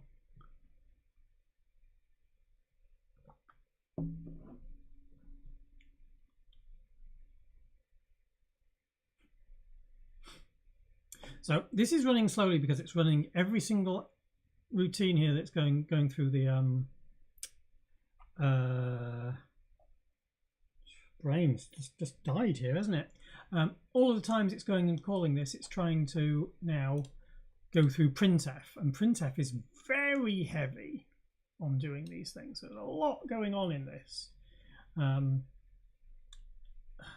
It's just the way that life is, unfortunately. And this isn't actually even calling these twice. So if you think that every single one of these printfs is going through all of this code here and doing disassemblies, this is how slow it is if an instruction was taking, I don't know, a few hundred milliseconds. No, 10 milliseconds maybe. I don't know, not sure, but it's definitely taking a long time. Oh gosh, we're already at 3 o'clock. I need to have a break, I think. See if we can actually get out to the point where it crashes. And then we can see what it was actually doing there. Look at all this. It's like loads and loads of code just spewing out. That's why I don't put tracing on a lot of the time. It's just very, very slow. I couldn't have trace block, which would have been much faster. Ah, there we are. We've got a crash at the end. So spin to the end, and we can see here what were we in? What function were we in? TGY write. That's part of the printf code. So we returned from printf.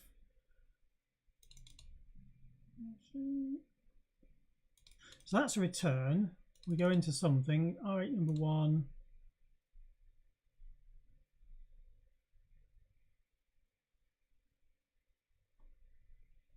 Yeah, not sure what we did there. And we were definitely in run prompt though.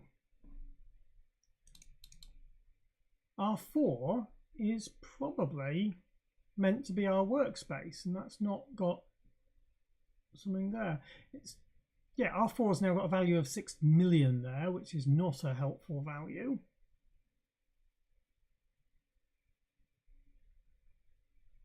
Interesting. All right, well, we'll have to have a look at that and see what's gone wrong. But in the meantime, I'm going to go and have a little bit of get a cup of tea and see what's going on. Also, this is interesting. We're still in it thinks we're in SVC mode here. Is that right? Or is that just because we went into the abort handler?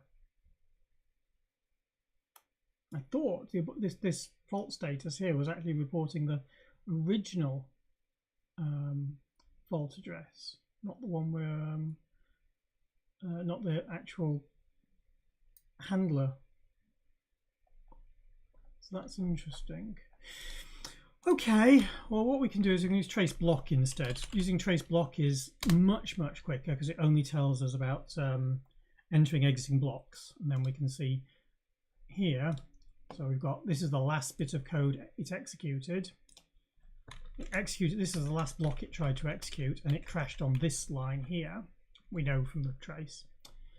So it looks like it's, yeah, getting That doesn't look like the right value, does it? That doesn't look like a workspace value. Do you think maybe I'm corrupting it in the assembler file? Start super. Oh yeah, we have R0, come on R2. We've got to pass in the workspace in R0, otherwise it won't work. This GOS ammo, make the module. Oh dear. Right, so there we go.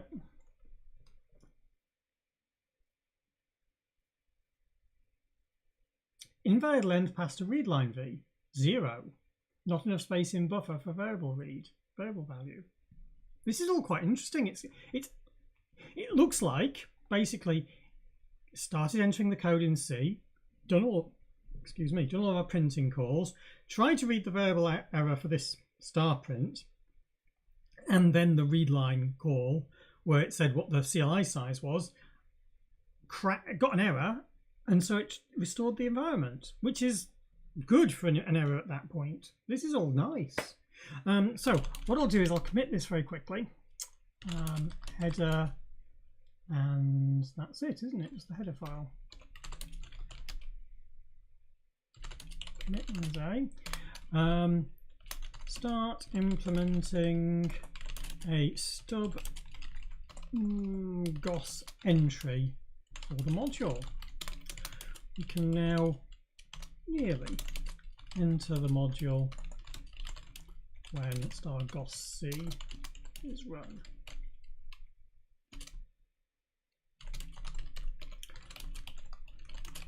We have errors about sizes being wrong, but we are getting the code executed. So we haven't actually got any environment handlers done there, but we have got some of that working. So, sorry, that was a bit loud clap, wasn't it? I'm going to go and grab some tea, pop to loo, go and just have a little decompress for 5-10 minutes. Be back after that. I hope that you will join me afterwards, and we will try and get some of the environment handlers working and work out why it's going bang in there, why it doesn't seem to have any buffers available to it. All right, okay, see you in a little bit. I hope you're as glad as I am that it's gone this well. Oh, sorry, I'll just push the code so if anyone wants to see it, they can have a look.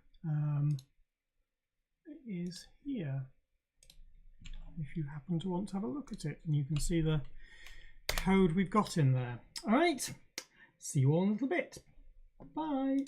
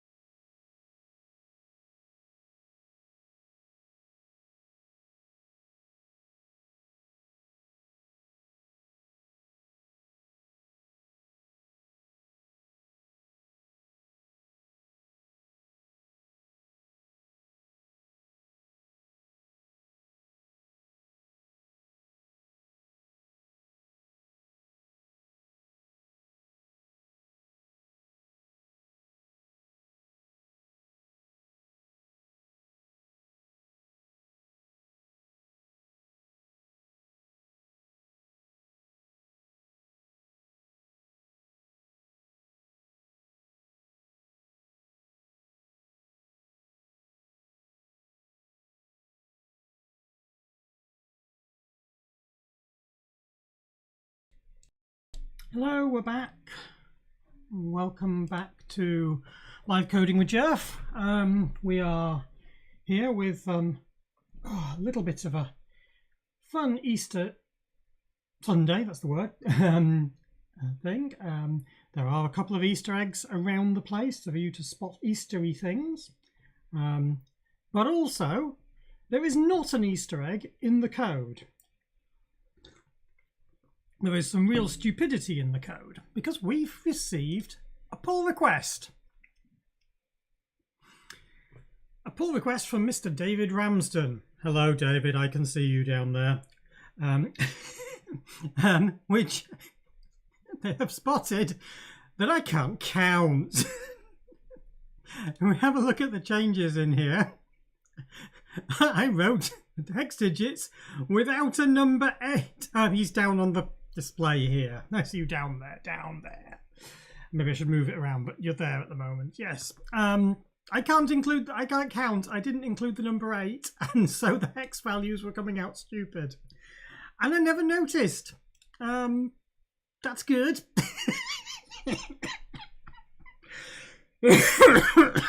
Right. Submit a review. Oh! Approved.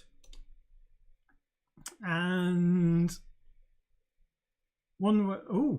approved workflows to run. Yep.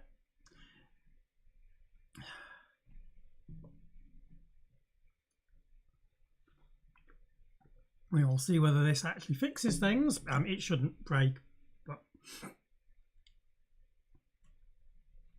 because there's a PR that's running different jobs externally, it has to be approved. There we go. It passed its tests, so we can now merge that. Hey! Thank you very much. We now have a fix for the component for the GOS module and code. Our very first pull requests. Thank you very much. It's really appreciated. So, having done that, we can now pull that code, and we've got the fix in. Let's have a look. There it is. That's the change. Yeah.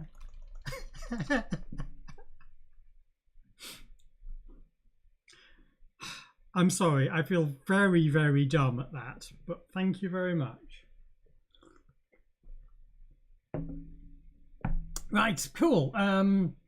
Yeah, I've also got some other changes from David in the RPCMU stuff that I need to look at some point. I just haven't got around to it. Wait, no, I can see things then. Right, okay, so we build that. We were getting crashes when we left. So the comments were saying co-op coding, and Dave says I've lost my nitpicker crown. These are all fair, but one of the nice things is that there is somebody actually looking at this. This really, really, really helps me in feeling that people are paying attention and caring about this stuff, because honestly, it does get a bit dragging sometime, and I just have to try and power through that, and have Talia remind me repeatedly that we keep having this conversation, that I get stressed that nothing's happening and I have to do all the work. But that's me, I know. Anyway, thank you very much. Really, really, really appreciated. Yes, all right, Dave. Dave also gets to hear about this and how I rant and things, and he tells me, no, stop reading the forums. It just stresses you out. Go and do something else. Go and have a rest. Go and lie down. Which are the same things that Talia tells me. And so I try and move away and do other things, or try and just... last night I intentionally-ish didn't bother doing any coding before I went to bed. And we had a nice evening together without actually having any coding, which was very appreciated. Honestly, it's difficult because this is what I care about. I just need to not care. Anyway, this is my problems. You don't need to care about those. I do appreciate the Andrew says, new forums and news groups, den of trolls. Yes, that is true. I mean, the people are very helpful. People are very interesting, and I shouldn't get upset at things or take it personally. And I try to apologise if I do, but sometimes I just can't face going back sometimes. Anyway, let me continue with where we were up to. We have got... Oh, where are we up to? Where are we up to? We had a crash up here, didn't we?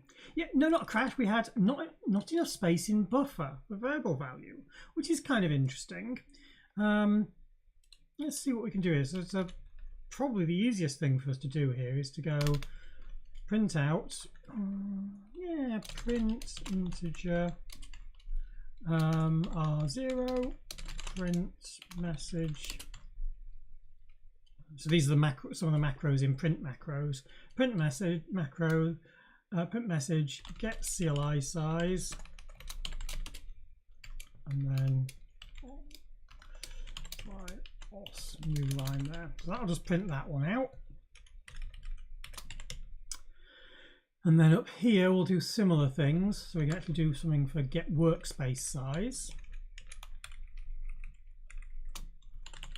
Actually, if we put them up here in this code, that would be a lot clearer to us all that those are together, wouldn't they? So we can actually, yeah, so I do that. Then I can just comment them out all in one go or make them conditional. So that's like workspace size R4, CLI size R5. Total workspace R3, and then we go into user mode, and then we set up end of the stack. Might as well print out that message as well. Now that we've got a stack, we can do that. Print message stack pointer in R. Oh, that's another one. Yeah, we don't actually set up R10 before we enter the C code. Yeah, we should do that. Mov R10, that's the stack limit. What did we call it? SL? I don't know if that stack limit is defined. To be R2 plus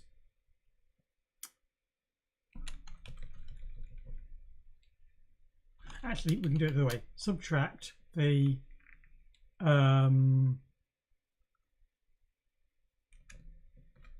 CLI size. CLI size is in R5.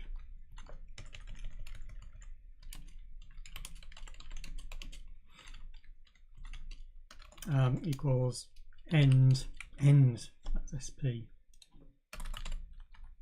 minus CLI size, minus stack size. Oh, no. If I want stack size, I've got to do it as number stack size. Is 1K going to be enough? Might not be, actually. I'll have a see. Stack pointer and then stack limit. Oh, that's not a stack pointer. Just move that into R0 temporarily because I can't access it there. R0 and then stack limit is at SL. Initialize the global workspace. R6 is the CLI buffer. Yeah, and that's the global CLI and the size. Are those around the right way? Did I get them around the wrong way? Is that what's gone wrong here? Oh, go away. Yes, those are not. We're not working. CLI followed by CLI size.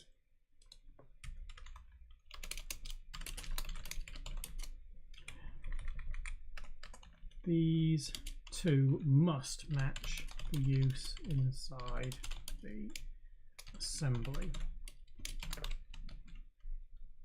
In size.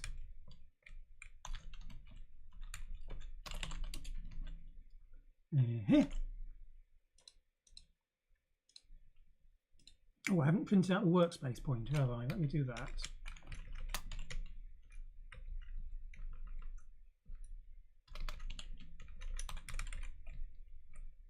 Global workspace is in R2. Oh, and they're hex numbers. I don't want to print them out as integers. It will not make a lot of sense to us.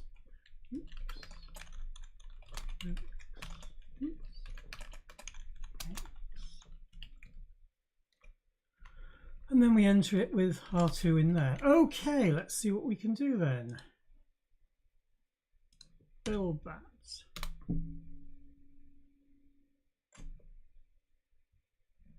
Got print he there, which is not going to work. But also, none of that did work. Oh, I didn't include print macros. All right, well, we'll just include that. No, stop that. That was not what I wanted. I had my fingers in the wrong place, apparently. Print macros.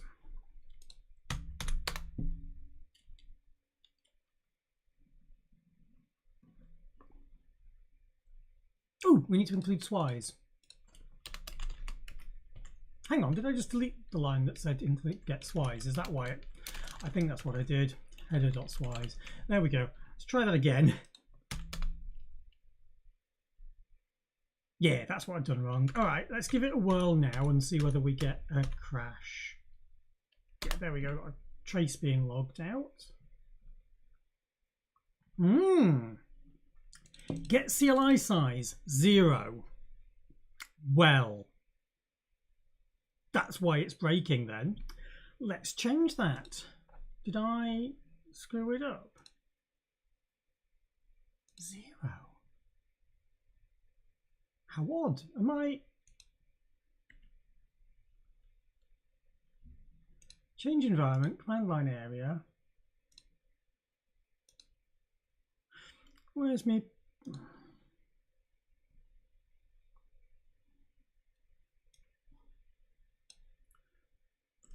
Get current size. Command line area 00.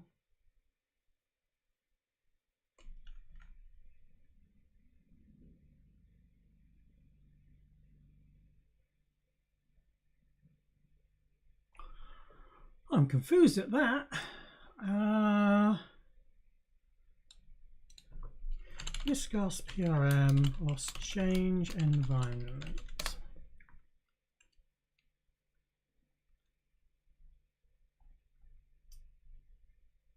Oh, R0 is preserved. I want to return it in R1, R2, sorry.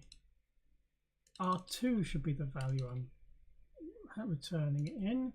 So it should be that there. I think that's what was wrong. In fact, we can actually find out whether that's what's wrong. Let's change this to boot debug and we'll put in there trace swis. So I just restore it back to its old code. Yeah, so that's the old code there. And now I'm calling trace swis. So what we'll see is a list of all the swi calls that are being made and what happened to them. So if we go into trace now, which is this one here. Excuse me. Why have I not got anything in there? Is it trace swi, not trace swis? Yeah, it's trace swi. Okay, so if we spin to the end, we should find, oh, maybe not the end, os change environment. So here we go, change environment 21, which is our new call, 0, 0, 0 going in, and coming out we've got 0, 404. That's interesting. It's claiming that the buffer length is 128 bytes long. Is that really true? Well, it might be. I might have made it 4 bytes longer than I intended to. How weird. But that's the value. That's why it's, because it's in R2. So I can, essentially all I'm showing is that you can basically trap and look for a particular swi call. I mean, the other way I could have done this, if I didn't want to do it that way, is instead do a config riscos, not riscos, no, that's wrong, trace dot swi traps equals os change environment. like that. And then in here we get this particular call coming out, and we get the registers on input and the instructions that happened all the way leading up to it. And this is the exit handler, exit routine. So we can see all of the code there that came out of it as well. So that's another way that we can trap that information if we want to, which we did, and it was useful. So now if I change that to being R2 in here, we should get something that is longer. So not that. Where's my build? Build command line, come on. There's build command line.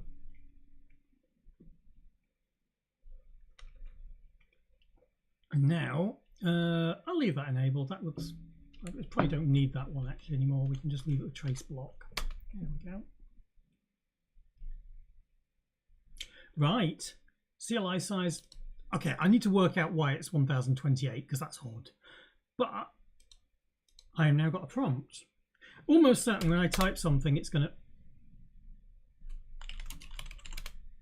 Yeah, that didn't work. That's what I was expecting, because we haven't set the environment up enough to be able to call system at the moment, which is fine because we don't actually need to. But if we now type quit, we exited. Very nice. One thing that's interesting here is we don't have any debug coming out, which is odd. I wonder why that is. It's entirely likely that we've got something screwy with how that debug works. Basically, we can't use dprintf, any printf routines in this code because of how the system is configured. It just won't work. So what we are going to need to do is to set up some other way of debugging this.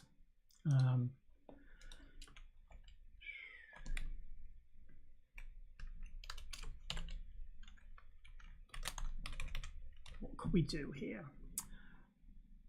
You know what we could do? We could have a dumb printf. We could have a really dumb printf routine. What do you think to that? Should we just write one quickly? It's a possibility. Kind of would work. Meh. Let's. Ooh, that's interesting. Yeah, we could actually do it here.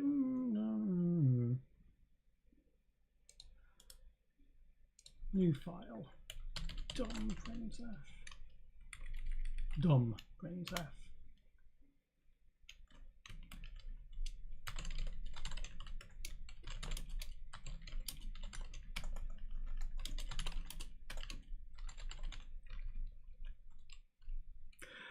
So this is going to be quite dumb, as I say, but it kind of will work. So that's all that matters. Printf takes a const char star format and a dot dot dot. Include like stdog.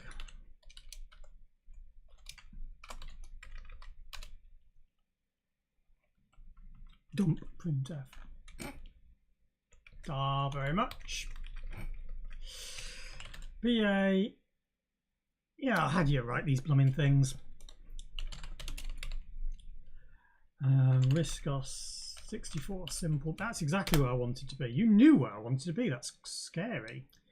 IO.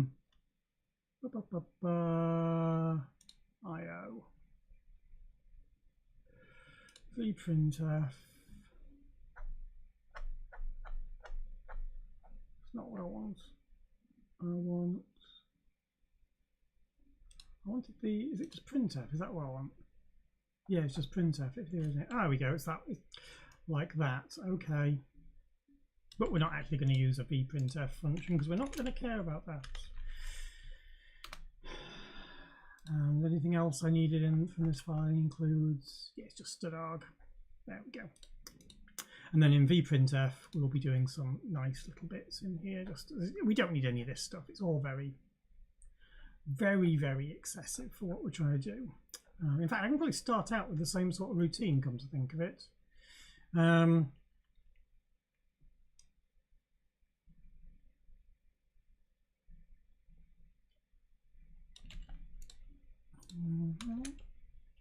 actually I could have a vprint. Yeah, what the hell? Int vprinter format of is it called AP? We usually call it AP. Args, okay. AP, the args pointer is the traditional name that would have had. And we go through the things. We don't care about the format arguments. Next break is here. If there isn't another break, if there is another break, then write out the strings. That's an os write n of format of characters up to next break, and n plus equals next break,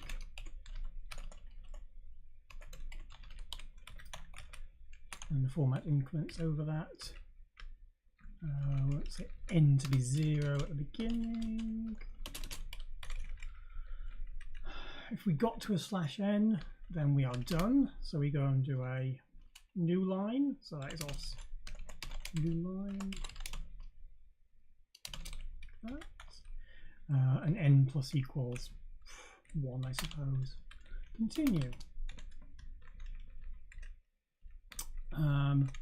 And then we have to handle the different types of characters.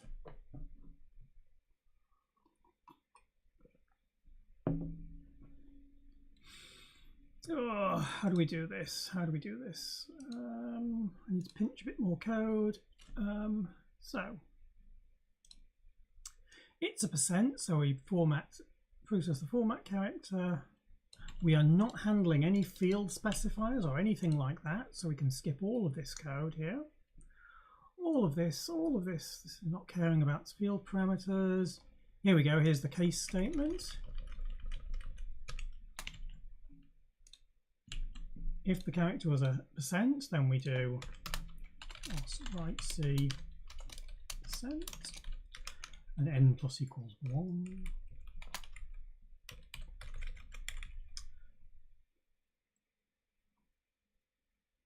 Ah, yes, that's right. If there's 1 and then drop us back 1, that can continue. Yep, so that's if you terminate on a % sign.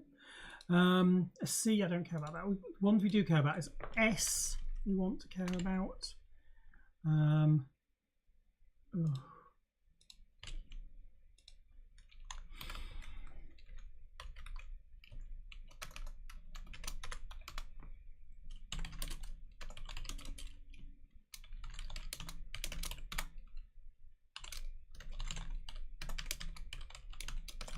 Right, S, n plus equals S equals len, and then continue.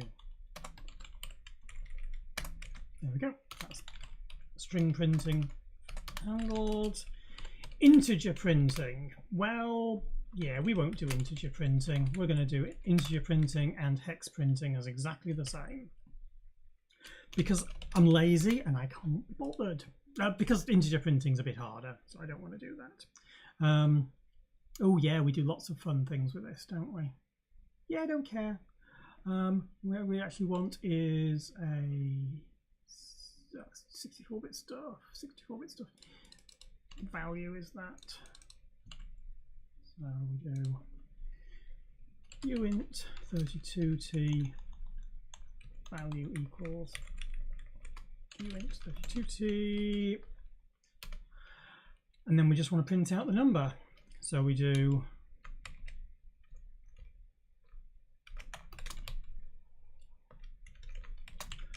write c of an %, and then we have 8 characters to write out. Yeah, we'll just do it.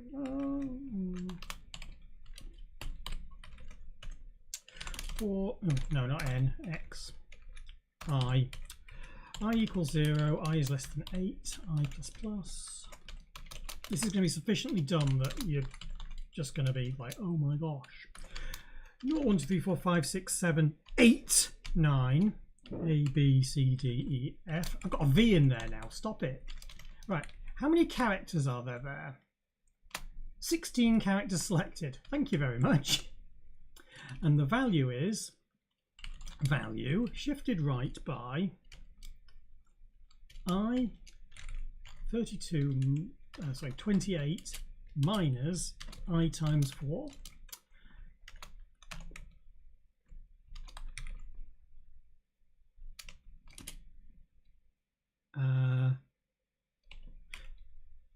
Ampersand 15. There we go. So and it with 15. So that gets us the character that we want to print. And then we know that n is going to be incremented by 9 characters.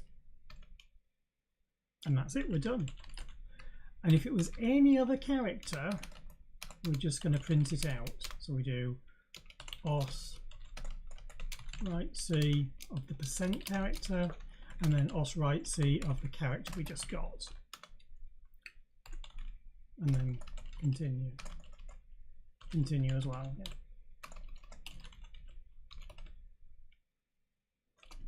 There. Finally, at the end of the routine, we return n as the number of characters we printed. That's it.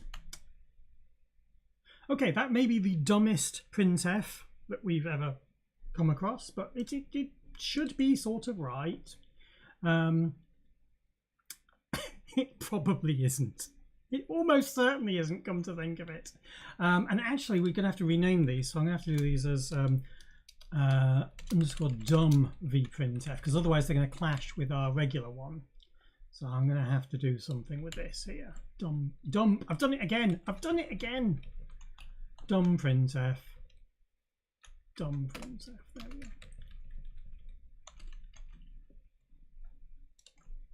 Okay, let's use that.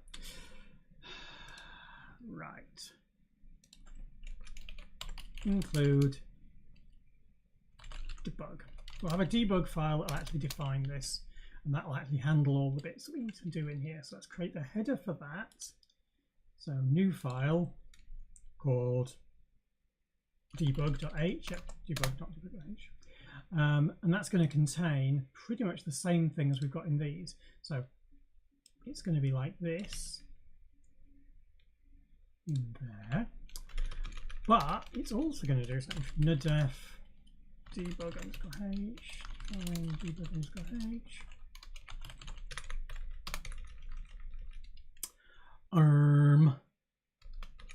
If nadef simple app include, actually we don't need to include dump printf, we'll actually just put the definitions in line here. Just this definition, that's all we want. That one there. And then I actually want to do hash define printf to be dom printf. Like that. That looks right to me. So now in all the cases where we've got this debug, we can actually just make it use that. So in env,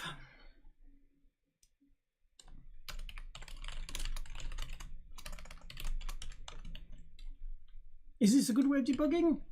Probably not. Really should be using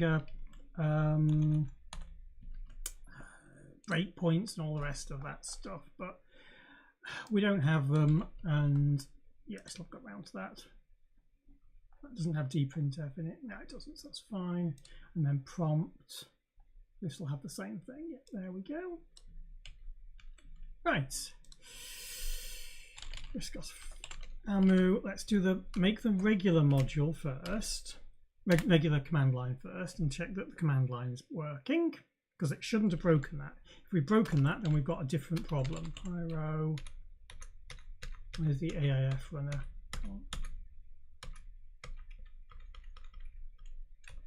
That's the one. So run the command line, just see that this is still, yeah, outputting debug, errors, quit, done. Okay, that now works. So riscos ammo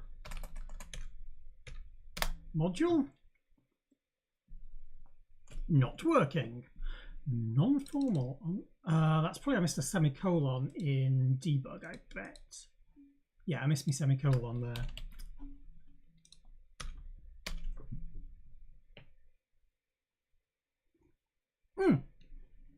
And you need to compile the thing.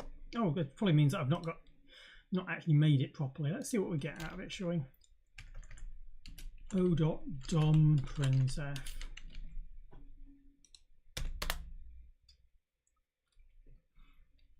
Yeah, that's not very good, is it? It really isn't very good at all. All right, let's just cancel me thingy here. Let's drop that for another half hour, because when it goes off next, I really need to have finished. Oh, and we're not using that either.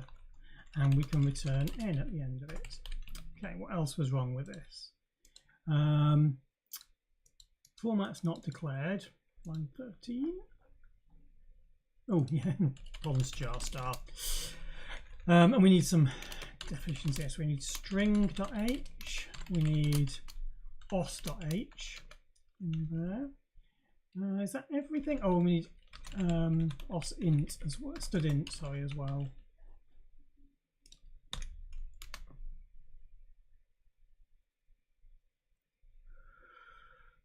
Extern int n and vprintf. Oh yeah, that's because it didn't declare int n, and this should be underscore dom printf.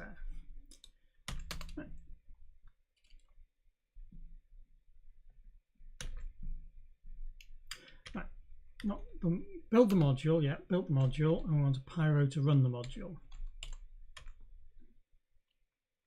That should do it. As you can see, we now have debug coming out, and our hex numbers are coming out here instead of the integers, but we can understand them because they're not stupid, or hopefully not stupid. We could actually trim them so they're not always printing out leading zeros, but that's more than I care for at the moment. Right. Hello. Doesn't do anything. Good. We should probably commit that as a thing, shouldn't we?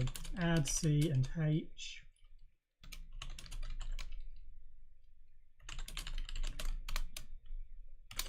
Add a dom printf function to make debugging easier. So if I'd done this dom printf inside the WIMP5 stuff that I did last series, I could have made things a heck of a lot easier, because we wouldn't have had to have those two classes of different types of debugging going through the code. That would have made things hugely easier. And as you saw, it only took, what, 10-15 minutes to write? I could have made my life a lot easier there. Hey ho.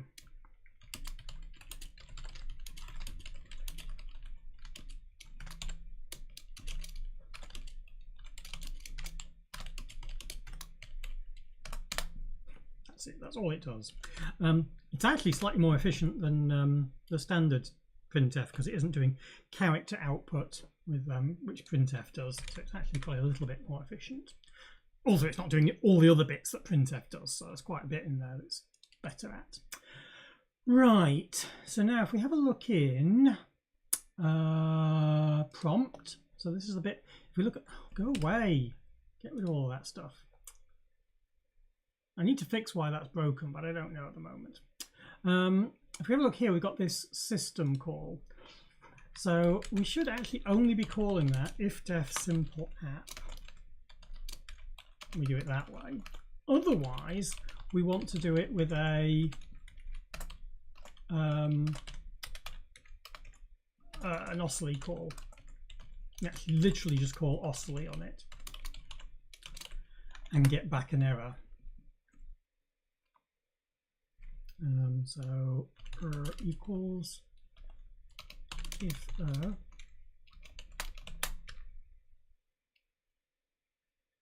actually the best thing for us to do here would be to call os generate error, and it would be handled in exactly the same way as the other cases.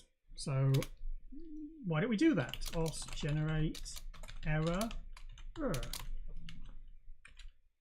Yeah, that actually is the cheapest and simplest way to do that. So we're going to need an os generate error routine in here. There's oscilly, that's handy. I'd already implemented that. Do we have generate error in here? No, we don't. I wasn't sure if we'd actually implemented it. Oh, I'm jumping backwards and forwards and not knowing where I am. Yep, there we are, oscilly. So let's replace that with os generate error,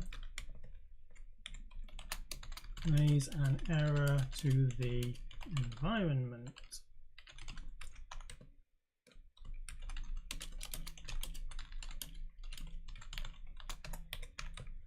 Returns never. Void os generate. Error. So there are certain C library routines that we can call safely in this environment. And the only C routines that we can actually call safely are those that don't ever manipulate the global state. So things like strlen and all the other string operations, as long as they don't deal with a locale, will all be safe. System isn't, because it's going to try and manipulate the environment and do all sorts of things. Even kernel SWI and kernel system aren't safe because they go and try and access the SWI buffer to store values in there. So we can't access any of those. But plain SWI calls like with underscore SWI, we can. So here we're calling os generate error with the error pointer, which we actually need to put in here. So kernel os error, and then we don't need that there. And this should never return. Let's exit.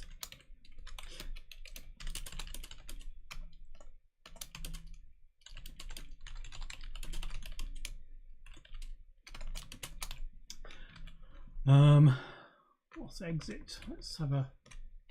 This one actually quicker, isn't it? Os exit, because we don't need an os exit elsewhere anyway, I expect.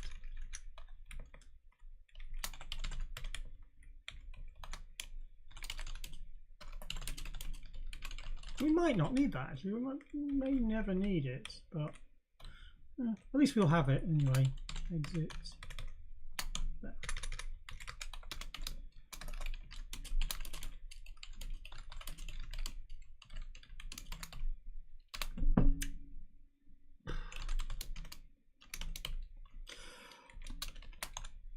Just there's nothing to return to at that point. We're dead. In fact, os exit doesn't take any parameters, does it? 0, not void, and none. Right, and now we need to put these into the header. Save. Generate error. We will do. That one and this one. Don't run it yet, I need to build it first.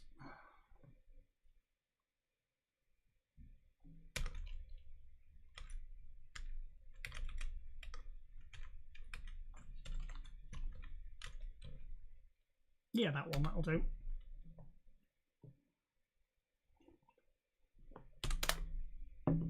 Right. So that generated an error and called back to the parent environment, because none of these, oh, I'm pointing to the screen, you can't see that. None of these have actually taken any effect. They haven't actually done anything yet. We will make them do something, we just haven't done so yet. And then this bit, the read line, it basically tried to apply it, and then it called the call and it exited. So that's fine. If, however, we did something like echo hello, it prints the hello. If we generate an error, like error, we can find the output inside trace. Oh, nothing. Well, I thought we had an error message being printed because it generated an error and called it out to the parent. Don't know. Interesting. For now, not going to worry, but it exited in any case, which is what we want. So let's commit this. I think. What have we done? We've actually added some execution. Added CLI execution to the module loop. My commands are now executed, but we still do not have any environment. Environment to handle things. Push that. So now we need to go and provide some environment, which is going to be exciting because we're going to need to have these things do stuff, which they can. Right, so if def simple app, we just print it out. Otherwise,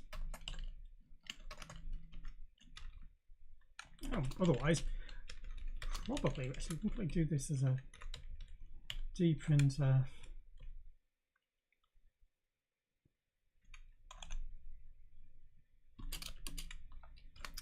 If in1 equals 0,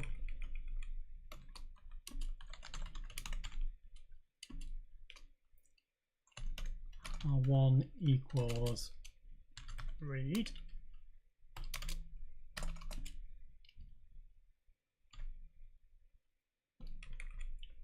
Hang on.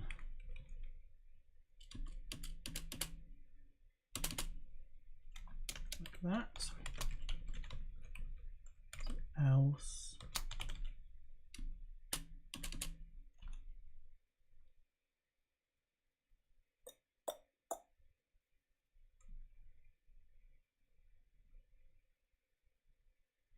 Yeah, this is safe. This is no, this is not safe.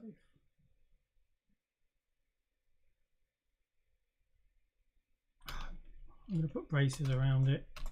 I can't remember whether I've made the dprintf safe or not. I just don't know, so I'm just going to go and do that. Percent X.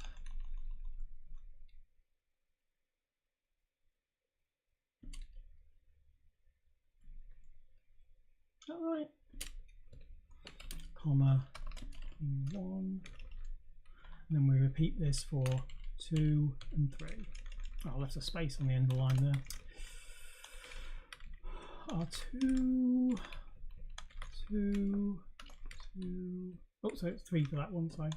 3, 2, 2, 3, 3, 3. Take that away. There we go. It's just simple. Do nothing. Nothing. Nothing. Otherwise, underscore swigs.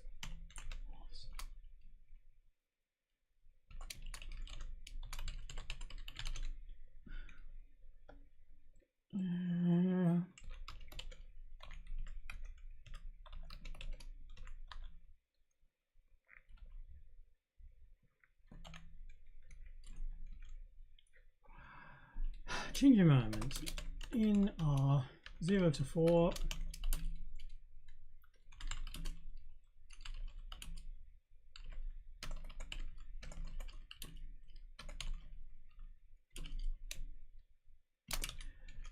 If out1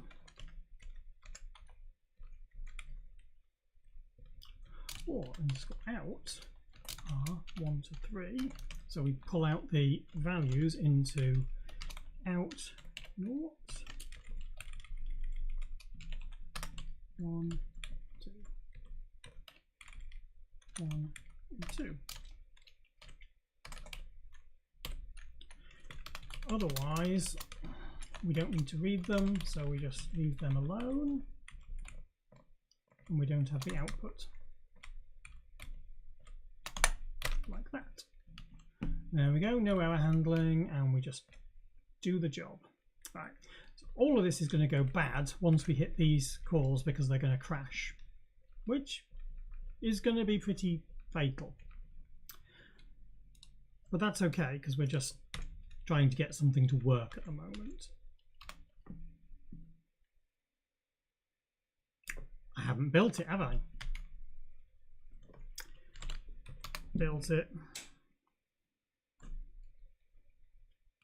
Oh, I didn't include swis.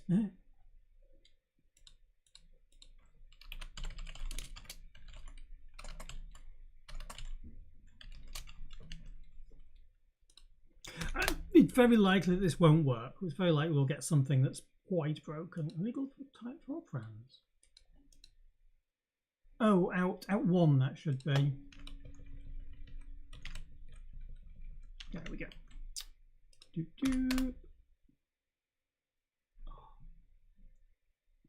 Nose itching, eyes are tired.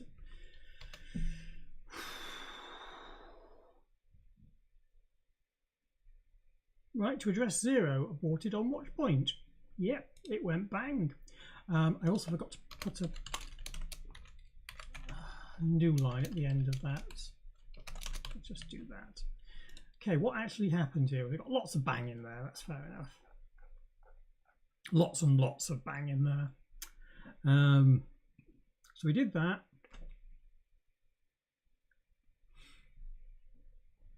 Then we got down all of this, yeah. We wrote to address 0. Do we have anything in our trace to tell us what was going on? Where's the trace gone to? There's trace. There's our write to 0. So that was executed. We did print command prompt, read var val. We then tried calling swix.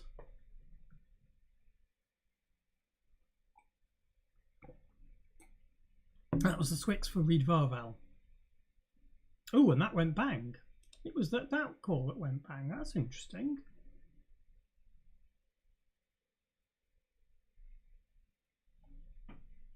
That's quite interesting, isn't it? What would have gone wrong there?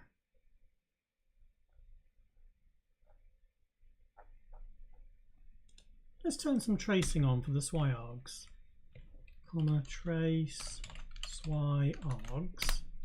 Let's just see what we passed in and what was going to break it. So there it goes, going bang. I'm going to look at the end. So there's our bang. And if we look here, we called read var val, pointed to value 0. Is that what it did? Did it go and write to 0?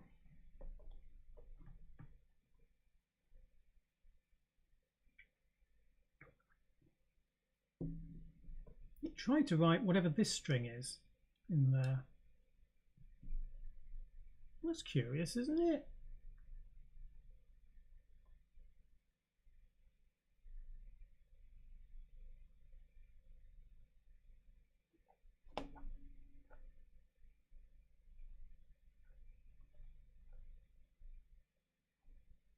Yeah, so it looks like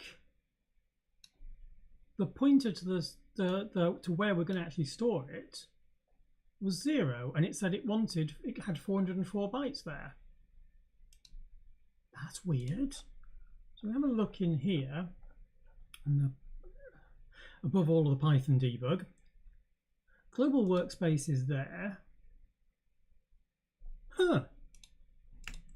Let me go back to this. Where were we? So if we look in this is in the prompt code, isn't it? So in the prompt code here, we do global to CLI. Print command prompt CLI workspace equals %x. We can't use %p. Although actually we could use %p, couldn't we? Just make it do the same thing. There we go. Actually, it should only be printing the ampersand if it was a %p. I'm not going to care. It's just, this is just something so we can actually get things working. So we'll do a %p because it's a pointer, and we'll do global to CLI. Yeah, see what that comes out with. And again, we need to build it.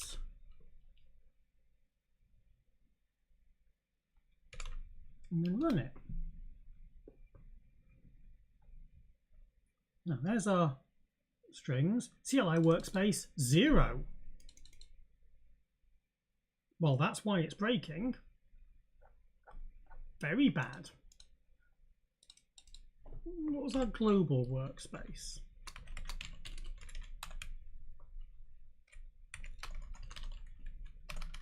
Has the global workspace become invalid or corrupt or something? Have we done something odd? because that's possible. Let's have a look.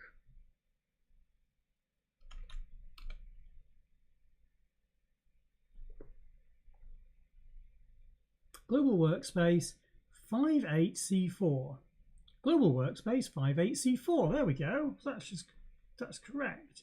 CLI workspace ends up being garbage, but we had it working. We definitely had it working. So what's going on in the entry points here? So this is where we go and work it out. We store the CLI workspace there as R6. So that's odd. I mean, unless we overwrite it somewhere, which maybe. It's the beginning of the block. It's the beginning of our workspace block, so I don't know what else we could be doing there. Very strange.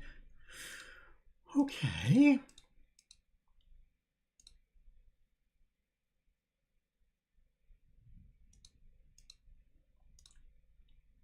Am I doing something wrong with these change environments? Am I writing it to the wrong place? Am I writing it to the wrong place? That could be what's going on. Could be the environment's going to the wrong place. Let's have a look in here. So we pass in our global workspace and we say, I want to go right to global parent handlers, blah, blah, blah, blah, blah.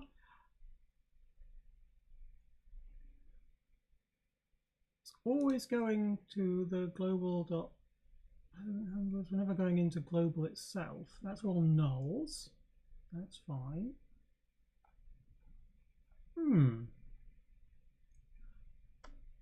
know what I'm going to do? I'm going to delete all the sources and just rebuild it clean, just to make sure we haven't got anything that's being done oddly. Oh, sorry, rebuild it, not run it, because it's not there anymore. There we go. Now run it and see if we get the same crash. Because it could be I've gone and made a mess of the workspace. No, go bang. And you can see here that it's got string equals star dead. So normally the value at 0 contains dead, 0, null pointer used. But we've overwritten it with this 0 from doing the read CLI string.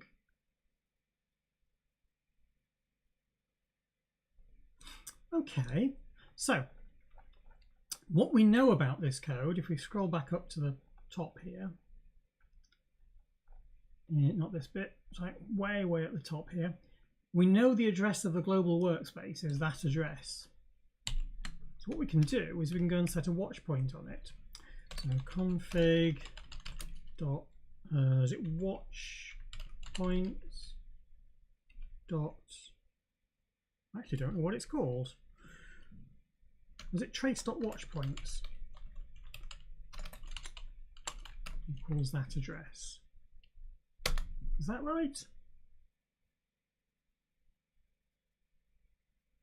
Right.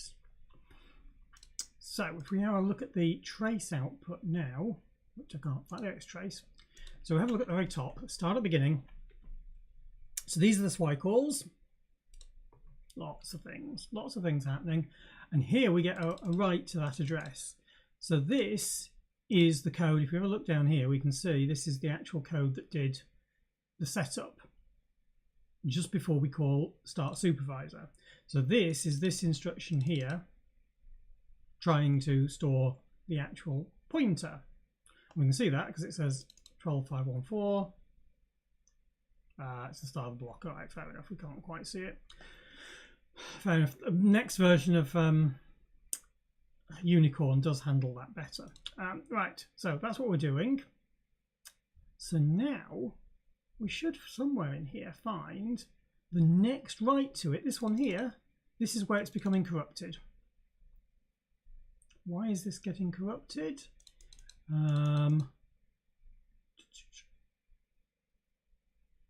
Oh, it's in the Swix call. The Swix call is actually the thing.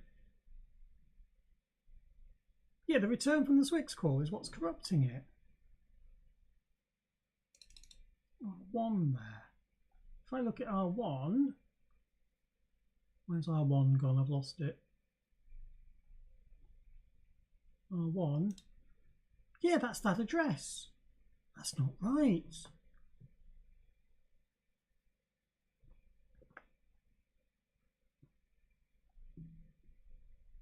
which Swix call is this then? So if we look down here, we can see that it's going into Swix with 40, which is change dynamic area. No, it's not. No. Yeah, it's 40, which is change dynamic area. That's the mask of the registers we want to handle. So this will be R0, and this will be R1. R6 is R1. I need to go a little bit further back, and we don't have anything further back to be able to see that. That's frustrating, isn't it?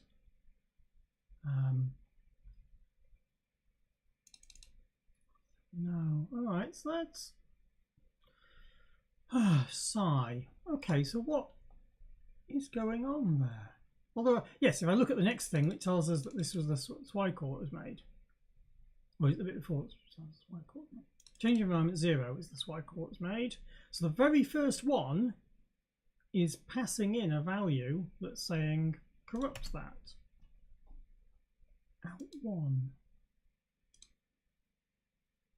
Bracket 0, bracket 1, bracket 2.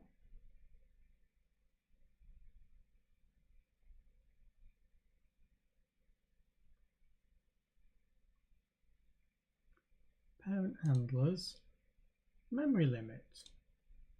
So that shouldn't be,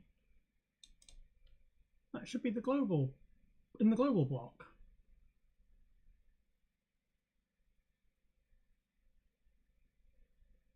Oh, I'm confused now, quite confused. Because if we have a look in the definition of this, global workspace has a CLI and parent handlers is this one here. So it's way into this code, this bit here. The CLI size shouldn't be a problem.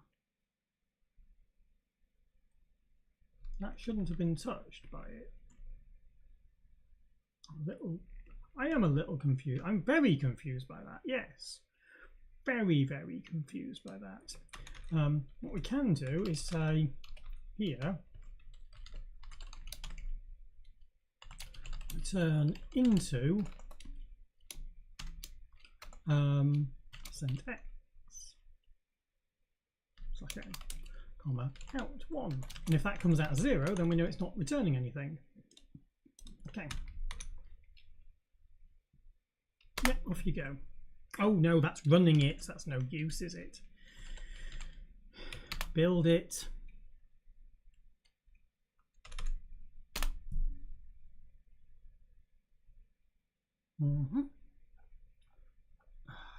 Scroll past all the debug.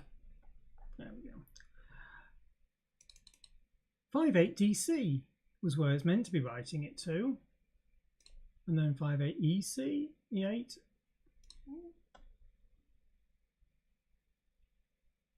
So those are meant to be incrementing addresses.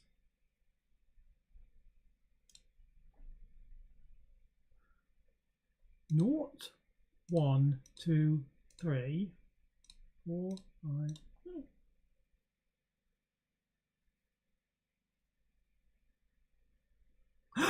No.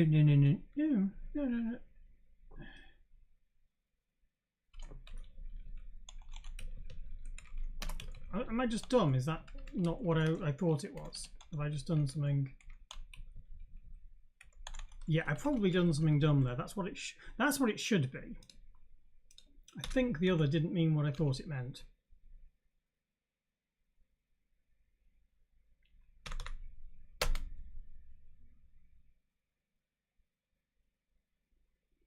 Yeah, still going bang.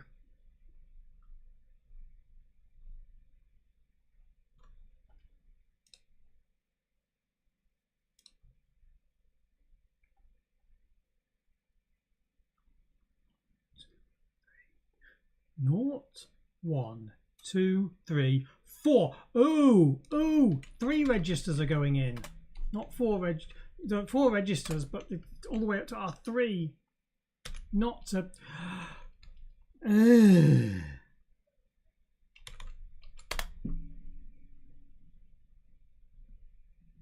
There we go.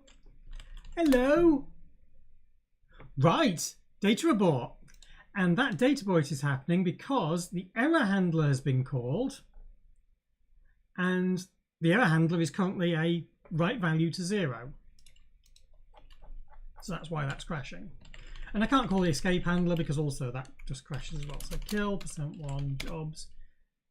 Yeah, let's get rid of that. Okay, so we're looking good here. We are actually looking quite good. I think we are actually looking quite good. That's quite surprising, actually. But it is now 4:10, and I don't think I can get the rest of it done in the next 20 minutes or so to make it to 30:30. What do we reckon? Do we think I can implement something in that time? Actually, probably I could. Probably I could actually, come to think of it. Let's get this committed where we are. What have we done? We've instituted the environment handlers, haven't we? Added in the environment handlers for the module.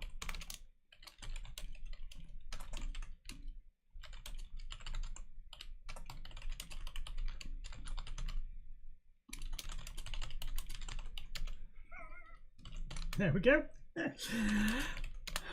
And we'll very, very quickly go and try implementing something. So what we've got here is the error buffer. We're going to have to basically handle all these individually as different things, and they're going to be quite fun, but I'm sure there'll be something we can do about them.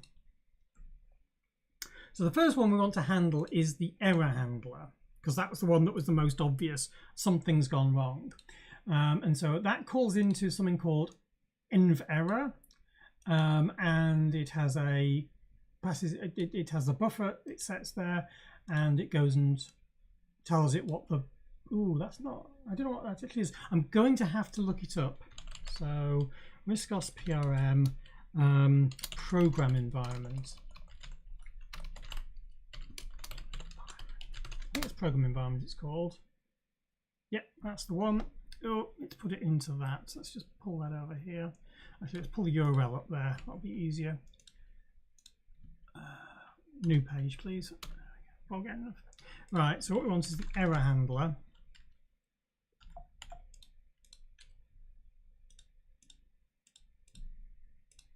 Error handler. It's called after any error has been. Let's bump the size up on this a bit. It's called after any error is generated. It's called a default routine on the error vector. Any routines using the vector should always pass it on. Continuing after an error is not generally recommended. You should always call the X form if you wish to say in control. Error handler is entered in user mode with interrupts enabled. If the error handler is set up using change environment, the workspace pointer passed in R0, not R12, as is usual for other handlers. Error handler must provide an error buffer of 256 bytes. I thought it was 260 bytes actually, because that's got the PC at the beginning. The address of which will be set along with the address handler. On error, the buffer will reset the following. Blah. Default error handler returns the error message and number. Yep. And we usually set up our own. We are setting up our own. So we need to implement now _error.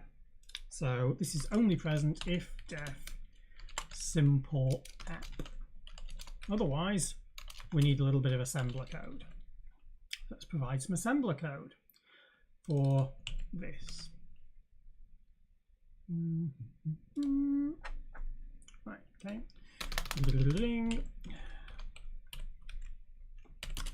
Entry R0 equals workspace pointer. Now, workspace pointer is, have a look in the,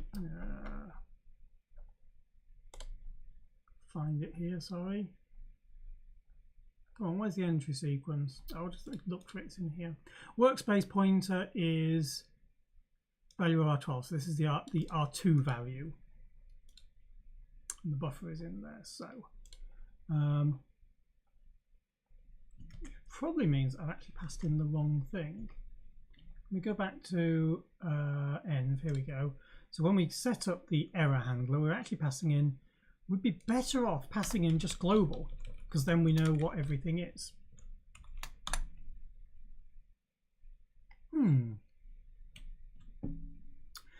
Actually, yeah, this is interesting because we want to pass in global, but we also need to know where the end of the stack is so that we can actually set up the stack again. Otherwise, we're not going to be able to do things. So I need to set up stack pointer in there as well. So let's do that as well here. Store SP at R2, number 8.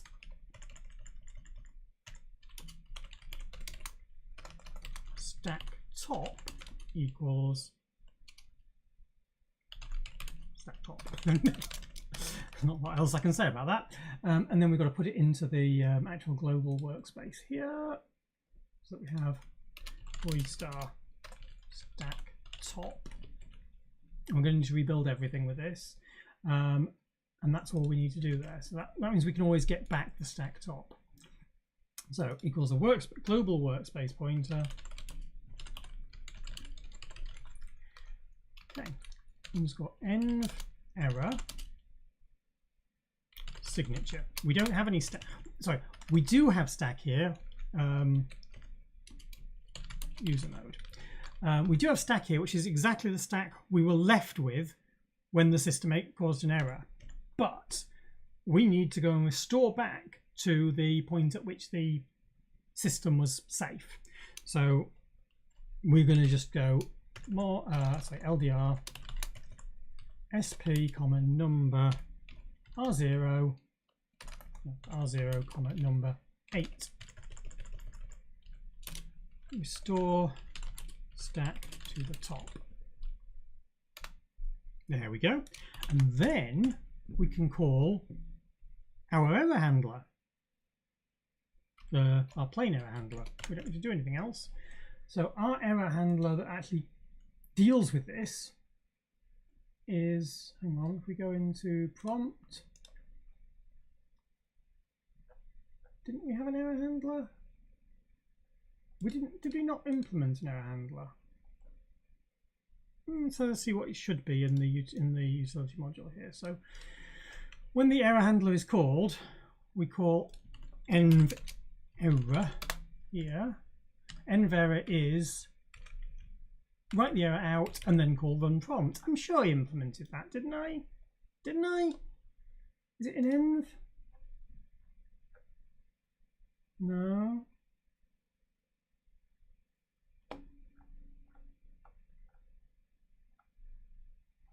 Is there something in prompt then? Did I? No, I thought I'd implemented that. I swear I've implemented that, surely. Main. Here it is, env exit and env error. Oh, so those need to go into the prompt code. Oh, and env escape as well. So all of those just need to go into the prompt code because they're... I think we call those env handlers, couldn't we? Or we could put them into env. Is it better to put them in here?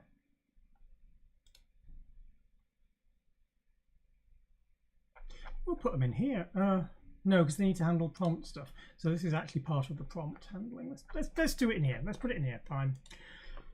I mean, maybe this is not the right way of doing it. It looks okay. It looks all right. Because this is just, yeah, same sort of thing that we had before. So there. Save that as well. So we don't need that. See if we build now. Build the module. Pyro dev, not that. That one. Build a module. Undeclared inventing int. Because entry points needs to define it, doesn't it? So it needs a void underscore env exit error, sorry. There we go. We need that so that it knows where to find it.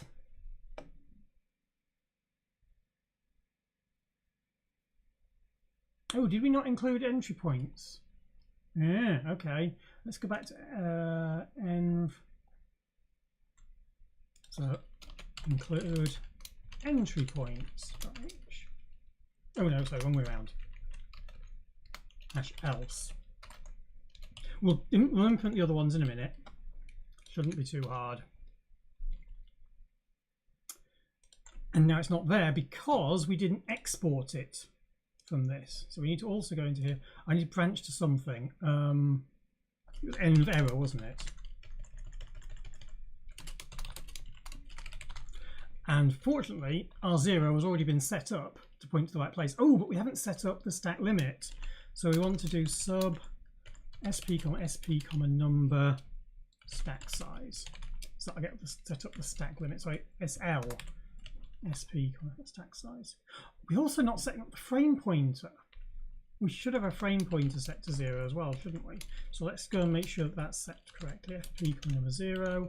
And the frame pointer wasn't being set up here either. So let's go and make sure it's set up there. So that's where stack limit's set, and that's where the frame pointer is set. Not that we're using the frame pointer here, and we could actually turn it off because we don't have a trace back on any of this code.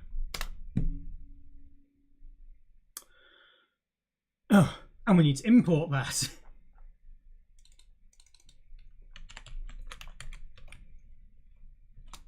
Import. Oh, sorry. Env error. And we also want to pull in the other ones as well. Env escape and env. Oh, what's the other one?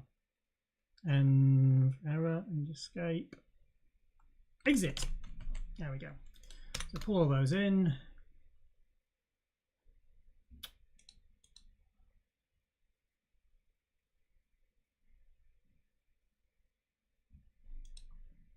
Oh, and I didn't export it, did I? Sorry. Export underscore env error. Yeah. So I hope this is making some sense to people. I really do. I realise that that this is all program environment stuff that's quite complicated, but it shouldn't be terrifying. I did say I needed to make sure everything was rebuilt, so I'll just do that now. Let's see how we get on. Right, let's go. Run it. Where's my run gone? There we go. Oh, I've got a watch point on that one. Oh, that's going to make it a bit slower. No, it doesn't matter. So also we can see the actual environments that we set up here. So if we now cause an error by typing garbage, okay.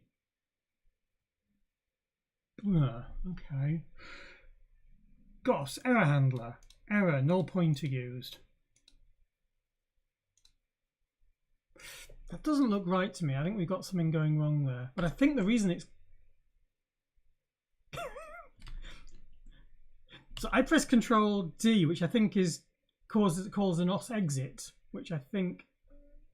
Yeah, it's causing an OS exit, which is then causing a data abort, which is then going into the error handler, which is then going round in circles.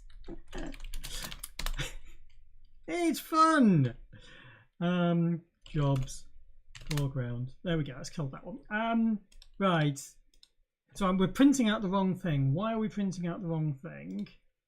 I know why we're printing out the wrong thing. It's because we're not. When we go into env error. Where's env error? Env error is in prompt here, isn't it? Env error is expecting the error buffer to go in there. Actually, we don't need to know to do that. We can actually go because we know where it is. It's in global to what is it, error buffer or something? Error buffer there. Error buffer.er. That's where it is. So we don't need to pass it in. Oh, yes, sorry, this also if it returns an error, it goes and calls the exit handler in the same way as the main routine. So if I go back to entry points here, this actually wants branch with link to there, and then branch to handle exit. And handle exit is this. Oops.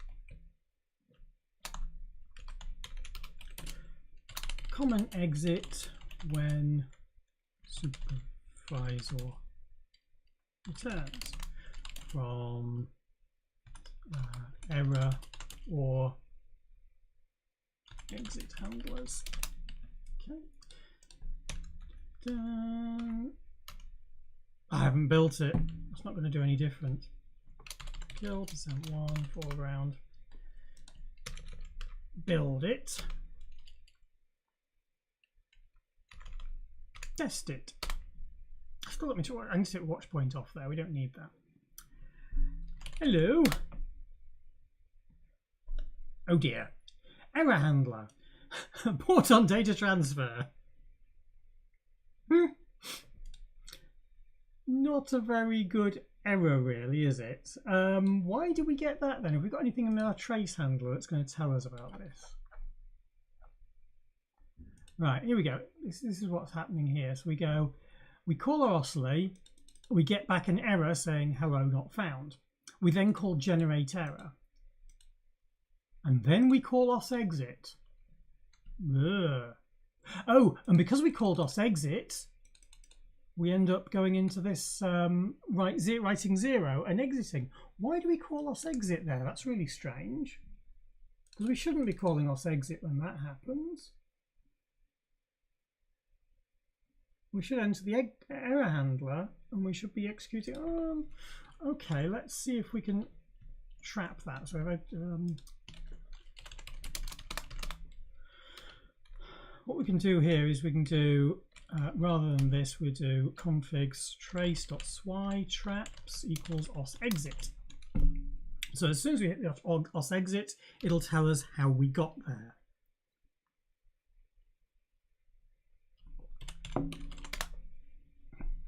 I was being a bit optimistic on getting it finished by past, wasn't I? Right, here's our os exit. And the code we were reading up to that point, this is the swy. So we went into here, which was a, presumably, I don't know what that is actually. Call 11. Is that actually os exit? Did we explicitly called os exit here. Alright, why did we call os exit? Surely there's only a couple of places we can call os exit. Yeah. Oh, it's that one. Grep for os exit in C/star. So we've only got one place where we call it, which is on the return from os generate error. Hang on, exos generate error. That's not right. It's not meant to have called the XY. It's meant to have called the non-X version of it. What did I just do something dumb? Os generate error. Oh, I don't know. That seemed weird.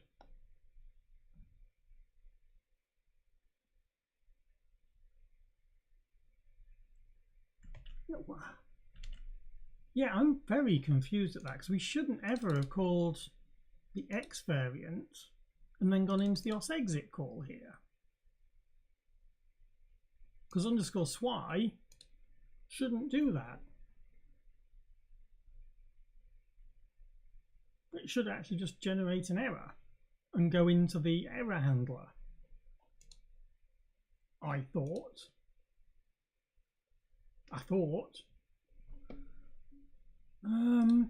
All right, let's look at the dump again. What was actually happening here? So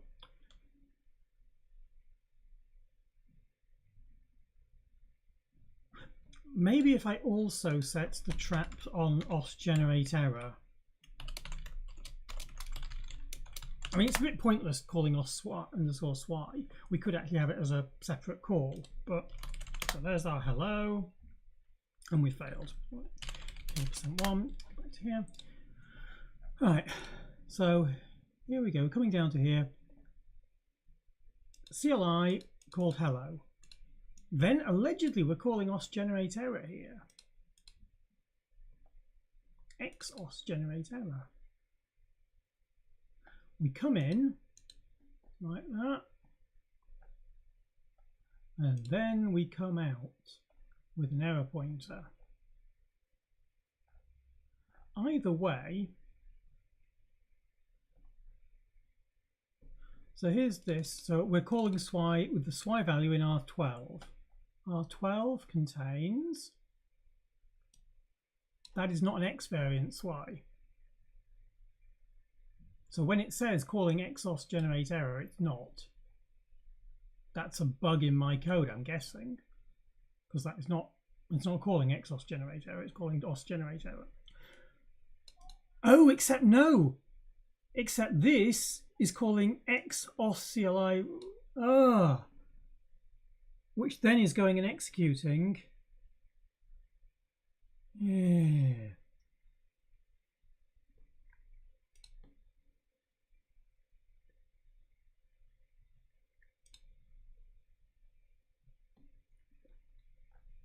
Am I doing the wrong? I might be doing the wrong thing here by not raising an error at that point. That might be a bug in my handling of XOS generate or OS call SY. I'll have to look into exactly what's going on there. But in the meantime, we can tweak this by just doing, okay, if we're calling OS generate error, if def simple app, only when we're in the simple app is this one going to exist. Otherwise, we'll just create it in here. Right. OS generate error.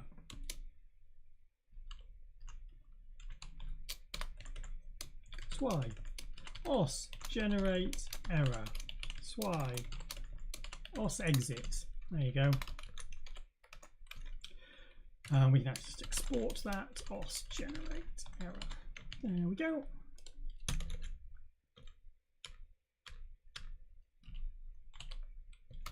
Build it. Have we got anybody left? There's still got 8 people here apparently, just being very quiet. Right, let's leave those there and see whether we actually get this. Hello. Error handler. Error colon file hello not found. I wonder why GOS error handler. Did I forget to put a? That's in prompt, isn't it? Yeah, I forgot to put a /n on the end of that, which means I've probably got a missing one on that as well. There we go. There we are. All right, so now we've got an error handler, and the error handler is, yeah, working. Yeah, because that prints out error blah, and then we return back to the prompt here. Hello. Hello. Hello. Kind of fun, isn't it? Echo. Hello. Right. What we don't have is an escape handler. So if I press return now. Oh, hang on. Sorry. Escape handler is Control C. Return. There we go. Oh dear. Oh, look at all of that badness. Yeah. So. All around. Ooh.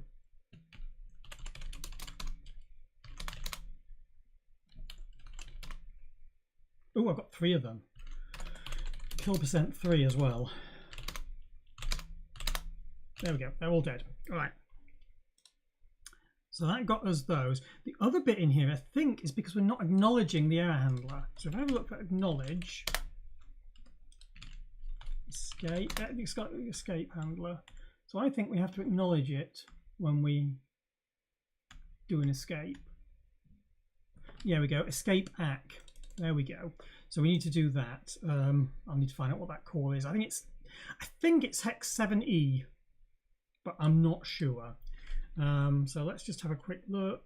Sampler / pyro, not constants or spike. It's swise. Oh, and it's a kernel API. Just API then. API / init. Find escape ACK. OSBite, yeah, of course it's that. So I just need to look at the OSBite routine, which is one I actually had just there a moment ago, isn't it? It's that one. So escape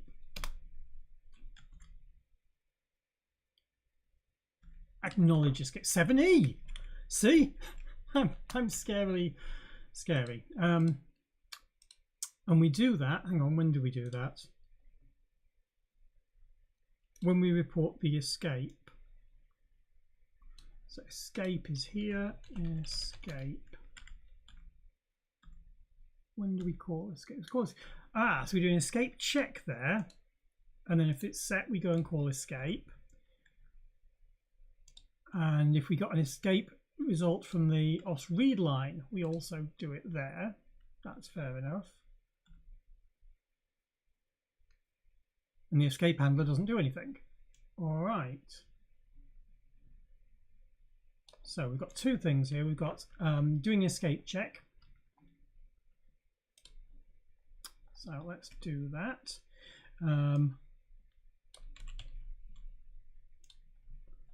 OSBite escape check.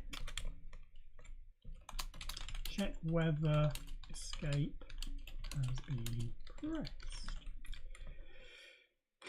That's not true. Check whether escape is pending is actually what it's doing. None, and we'll actually do true if pending, false if not. Bool OSBite escape check. Void. And sorry, I've already forgotten from the code what I needed to do here.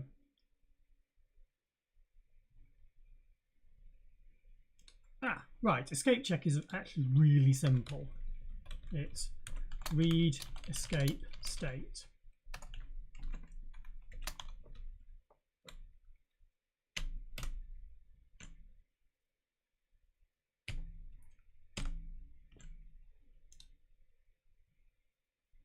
Thank you. OS word. Why do you what? That is so not what I asked for. Read escape state. Very bizarre. C flag is set. Of course it is. Underscore out.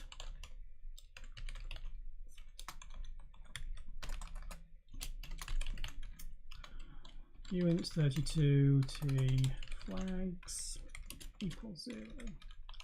If flags and underscore c return true, return false. Okay. Oh, except of course I actually also want to do the other one, which is the escape acknowledgement. Oh, it's not an OSBite, that it's actually just OS escape check. And this is escape acknowledge.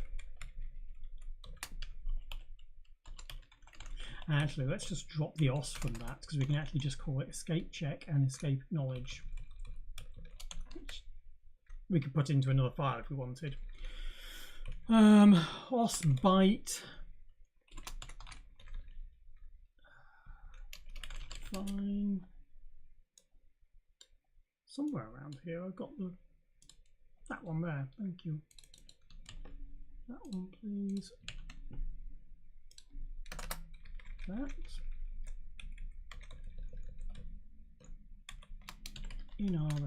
Comma 2. OSBite acknowledge escape.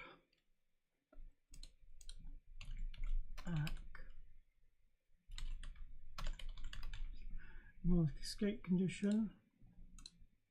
Is it at all concerning that I actually remembered that it was 7E? Probably not concerning, but certainly a little weird. And we don't need to do anything for this. Now just call escape check. Escape acknowledge, sorry.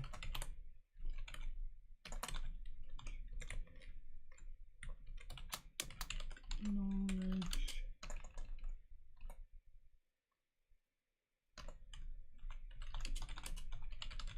Handling escape conditions is really hard, and I can't imagine how you want to do it. I suspect you want the escape condition to be part of the environment. So we put it into the change environment stuff, and then you can have different escape states for each application. That's the way it should be done. But it's just a bit fiddly because the whole flow for escape handling is unfun. Riscos escape handling diagram. Is it that one?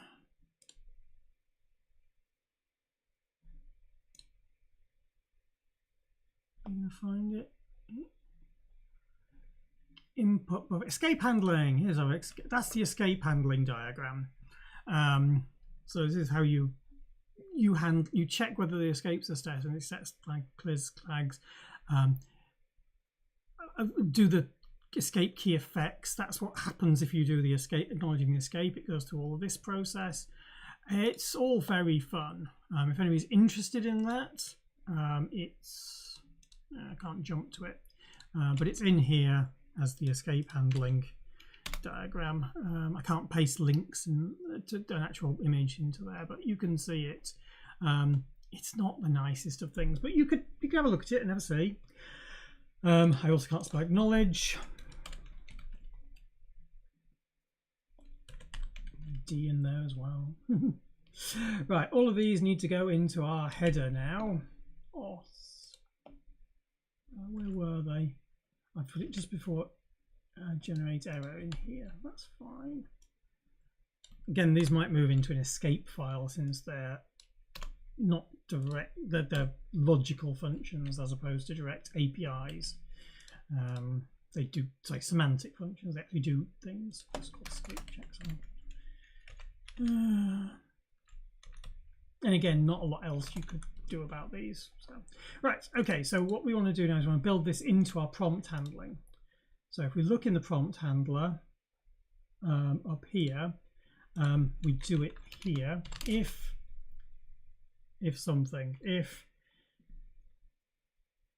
escape check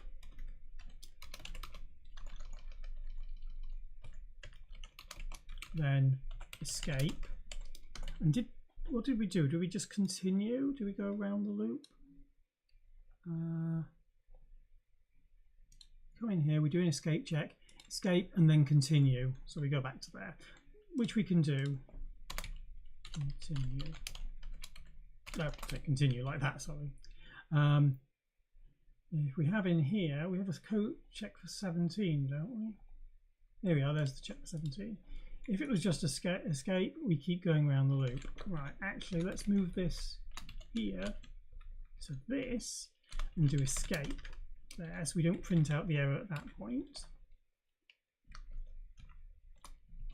Other errors are fatal. And then we've got our escape handler. Sorry, yeah. So this is the escape function, so let's go and do that. Escape.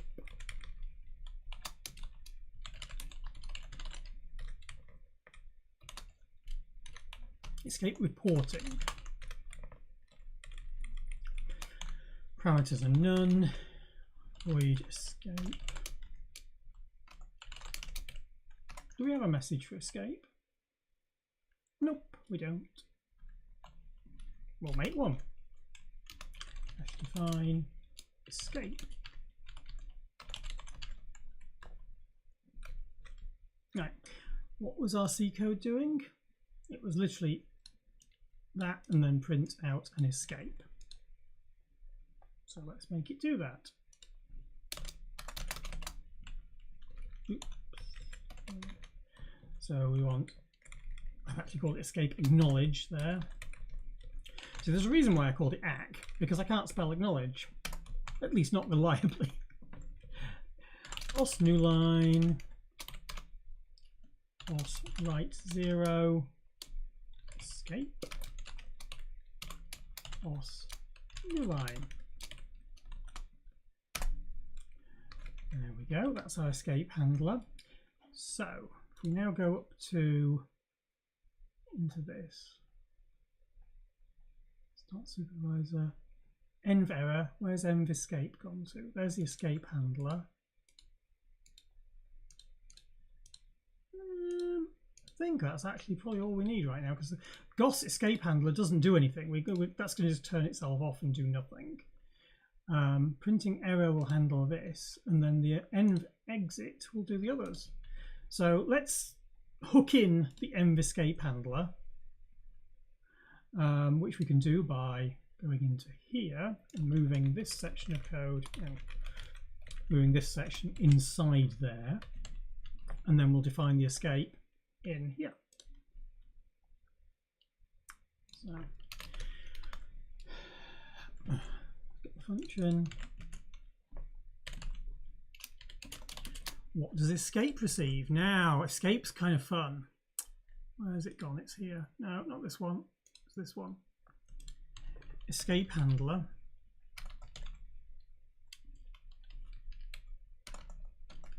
Escape. Oh, come on. It has different. There we go. This is the escape handler. Right. So 11. Bit 6 set implying the escape condition, because it can be cleared. If the escape condition is cleared, then bit 6 will be cleared here. R12 is our workspace handler. Workspace will be set up will never be 1, and a full descending stack pointer. So,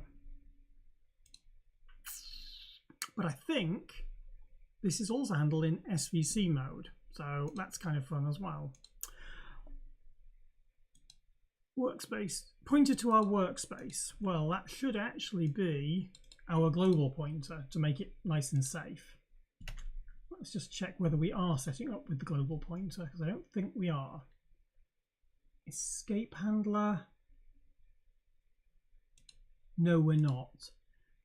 Which one do we set up with workspace? I think it's this one, isn't it? So we want global to go in there. To global.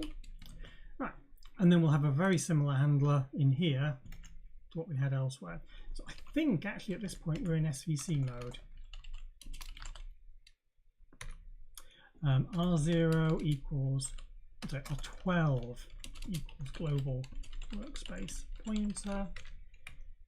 And here we go. We probably just do end escape signature as usual.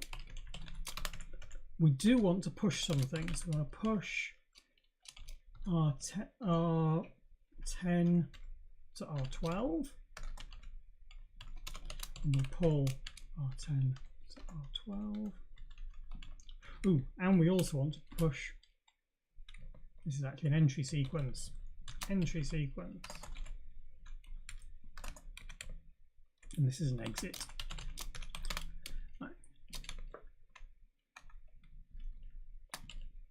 Oh, except we don't want to store the stacked top.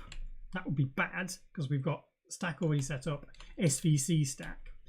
At this point we call end escape. We should warn people. We should warn people in here. We are in SVC mode. Have to be very, very careful there. So they get me back into the entry points. And we need to also set up R0 as pointing to R12. Ooh, we also need to stack all the other registers. So R1 to R3, because they're going to be corrupted by this call. All right. We need to export this function. Yeah, we're getting close to being 5 o'clock, I'm afraid.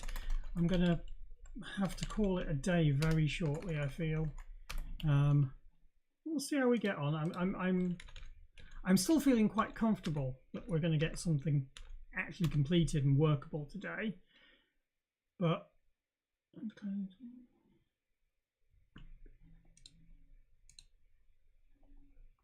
oh, that's because entry points doesn't define it. We need to put it into entry points. Yeah. As usual, this is pretty much a best effort. We might have made a big balls up of it in this. Ooh, okay, I missed something. What line was that at? 1, 3, 4. Yeah, there we go. That one there, please. Error may be set before being used. 227. Ooh.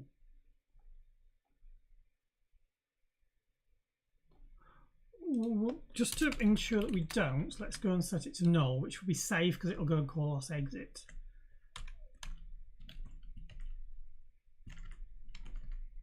Yeah, right, okay. Next thing is in h.os.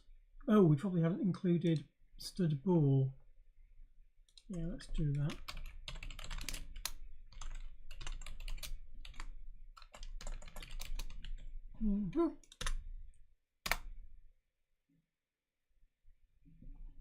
Nor room. That looks wrong to me. Is that actually what the variable is? Another problem for another day. 93. 93, please. Where are you?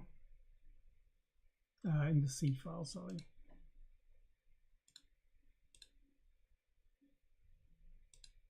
So, oh, I didn't define underscore kernel os.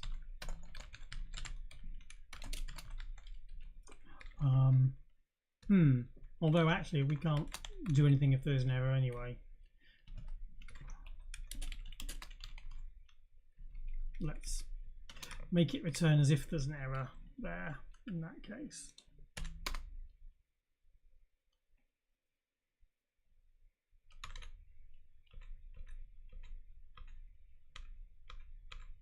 There we go, run it. Something generates an error. Okay, we got an error printed out, although it didn't put a space at the end of it, so I need to go and just tweak that. Let's just do it now whilst I'm thinking about it, which is in prompt. So this suffix message just needs a space after it. That's all. Okay, and then we need to handle the escape, so Control C, return. The escape handler was called, so the first call is the first call is the error escape condition was set, and this one is the one where we acknowledged it, so it was cleared, and then we return back to here and we've got our normal handler. All right, now we need to do something more complicated, which is, ooh, we've got a data port. That's where I called os exit, so that's a problem. We'll just have to worry about that one in a minute. Let's quit so we exit cleanly. Oh, yeah, now it's got confused because it doesn't have a proper environment to go back to. Everything's dead. Good. All right, let's just make sure we commit this because we've now got escape handling working. Error and escape handling are working. Escape handler process things properly. The escape handler probably shouldn't actually do anything.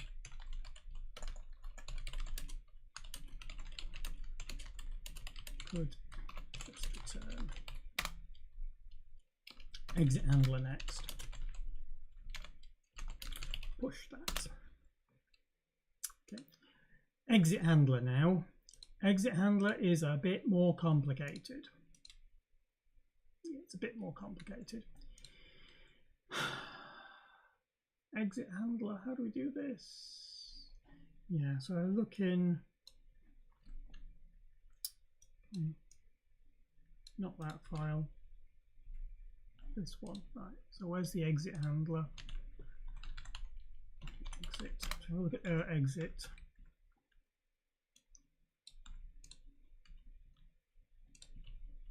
End exit, sorry.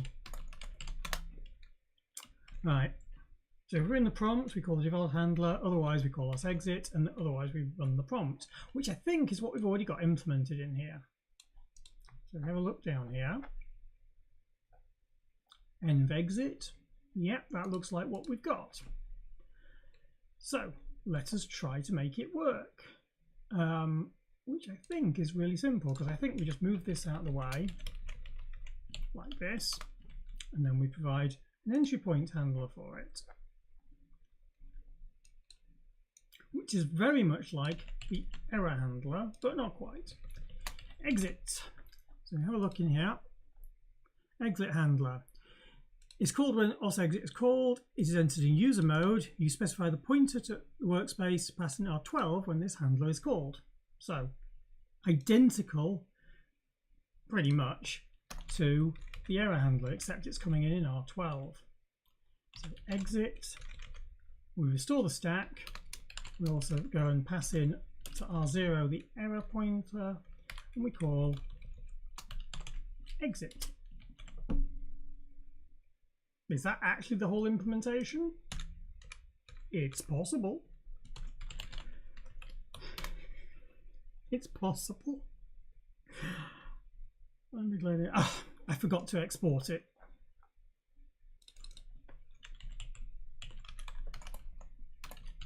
There we go. Now it's exported. Oh, and we need to. Oh, I already imported the end. Exit. Oh, and then you've got to add it into the header for our entry points to say that we're actually providing it in here now. Yep. Oops, didn't mean that.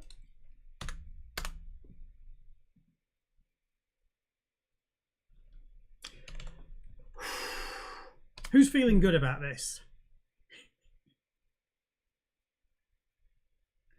All right. Hello. That's an error happening. Control C. That's an escape happening.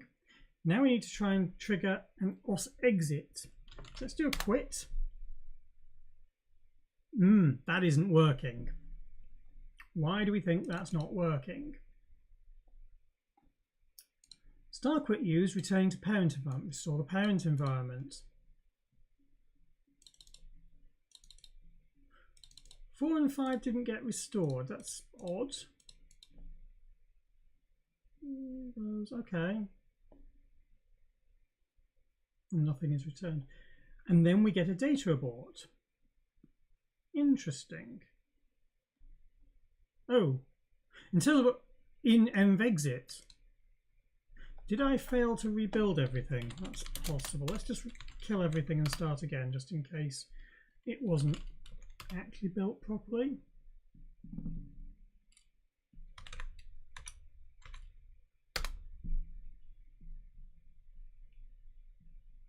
Okay, how did I cause it to? So I did quit here. That's what I did to make it exit. Interesting. So, hello. Control C. Quit. So something about that sequence causes it to go bang, which is quite interesting, isn't it? It's as if it's not actually restoring the correct environment, which probably means that here we apply our environment and we return into there. Here, look, we're applying the environment and we're returning it into there, so we're restoring an environment badly. That one there shouldn't have done that. That's where it's going wrong. So, kill it off again. Oh, all right. Sorry, I didn't kill %2 as well. There we go. Can you imagine trying to do this on like regular RISC-OS where you have to like reboot it every time? Be kind of unfun, wouldn't it? Right, so we're not actually preserving it. So this is the restore environment is not actually restoring it. Let's have a look. So this is restore. Yeah. Apply. Preserve is false.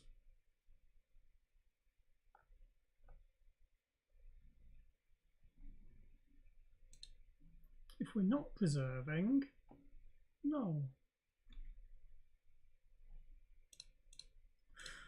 I have a feeling we're not doing the right thing inside prompt here. Run prompt. No, this shouldn't happen here.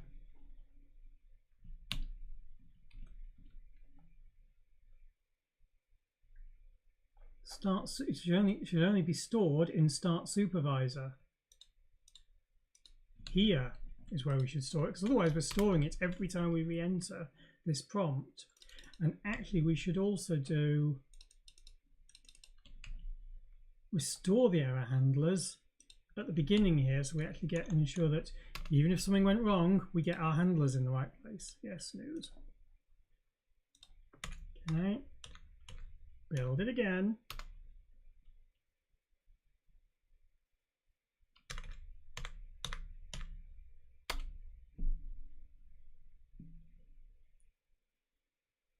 Right, so our failure case was an error, an escape, and then a quit. All working. So now we need to run some tools. We need to run a C program that asserts an environment and then exits. In fact, we don't even need to use a C program. We can use basic, can't we? So let's do that. What we should be able to do here is to go into basic, start basic. Hello. Basics error handler was called there. Quit. We've returned to our command prompt, but we got an exception. We still got an exception there. Ah. All right. I think this is going to have to be a look at it next week problem. But we got an exception coming out of that, which is a bit weird, isn't it?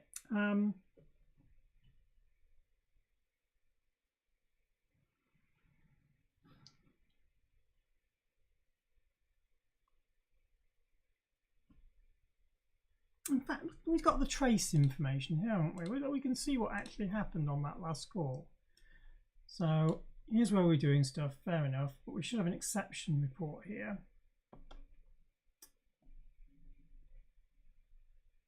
That's our writing to 0. So OS exit was called. This is the OS exit coming out of basic, because the PC is in basic there. And it goes into, we've got a read of address 18. That's curious.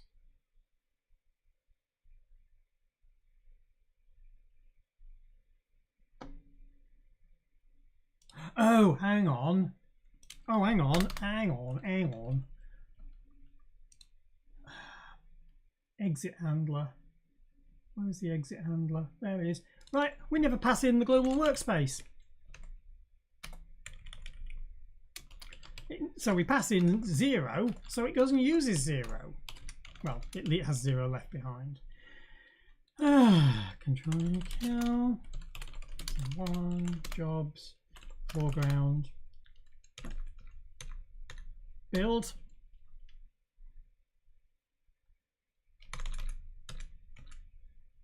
Run. There we are. Right. Failure case. Error. Yeah. All right. Give me another half hour. Yeah. I realise we've already got overrun by an hour. Escape condition. Escape condition. Quit. That case is still working. Good. Next one is try and enter basic. Enter basic. Basics error handler's called. Quit basic. Still goes bang. Still goes bang. Why did it go bang? Go back to the. Did I build it? Did I build the code? I did build the code there. But then I didn't build it afterwards.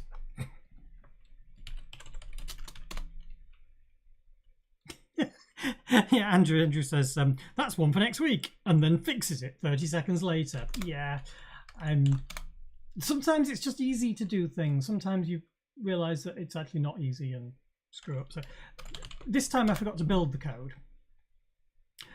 Oh, maybe I didn't forget to build the code. Maybe let's just kill it, delete everything, and start again. Just start again. Control K. Clear the entire screen and run it. If it fails this time, we'll have a look at it and we'll see where we're going wrong, because almost certainly it'll be something done. On the other hand, it might be something for next week. We might have to look. Right, it's still going into exit. It's crashing at the first line of that code, which is very odd.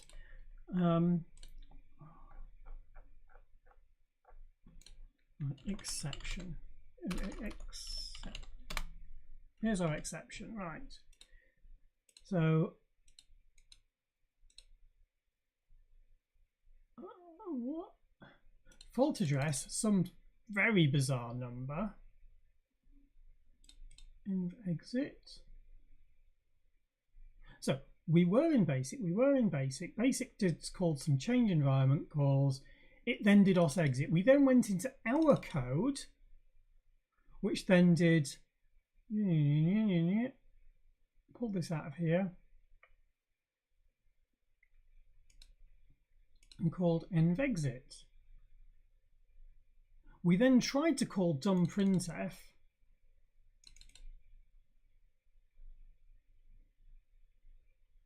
and some part of this all went bang. Load SP from R0. It's not in R0, it's in R12 here.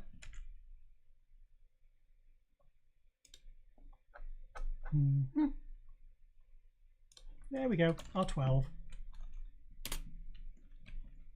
That's what went wrong.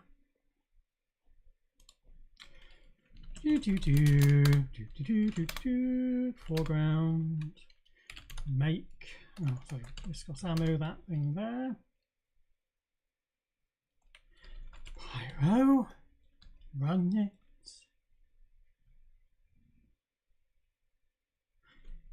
Hello world. Error returned sensibly. What's after we doing that? We do the escape test. Escape test works. Drop into basic.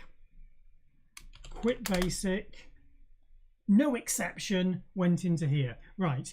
Now, one of the fun things we can do here, if I've got it right, is we can go into basic and then go into GOS and then exit GOS. Oh, ugh, wrong GOS. Go into basic. GOS C. Right, we're now nested GOS, basic, GOS. Hello. Basic. Second version of basic. Quit. Now into GOS. Quit. Did I just run GOS or GOS C? I think I ran a GOS, didn't I? No, I think that didn't work. I think we got ourselves into a confused place. Not sure. I'm going to have to clear it and start again. Let's start again. I'll just do the simple case now. Wrong GOS. What's the impulse? You remember better than me.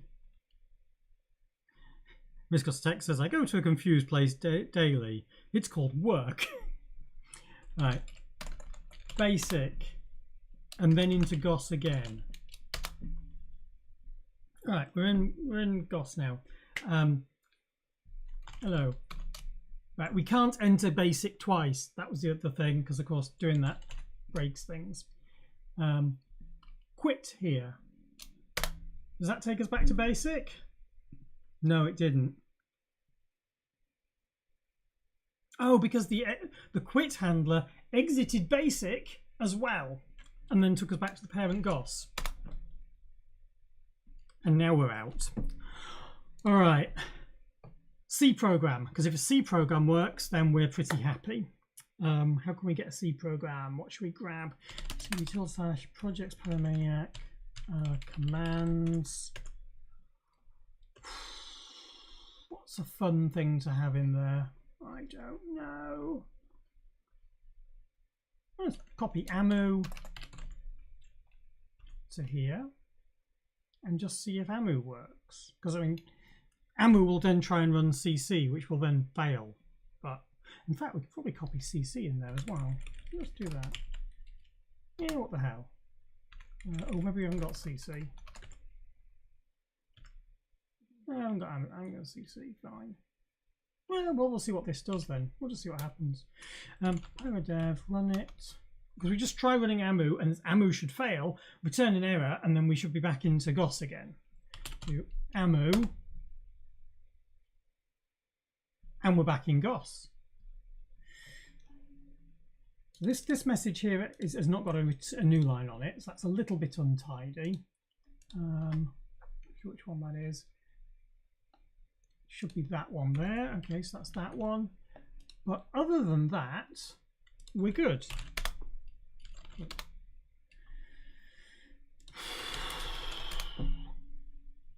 Right, what have we done then?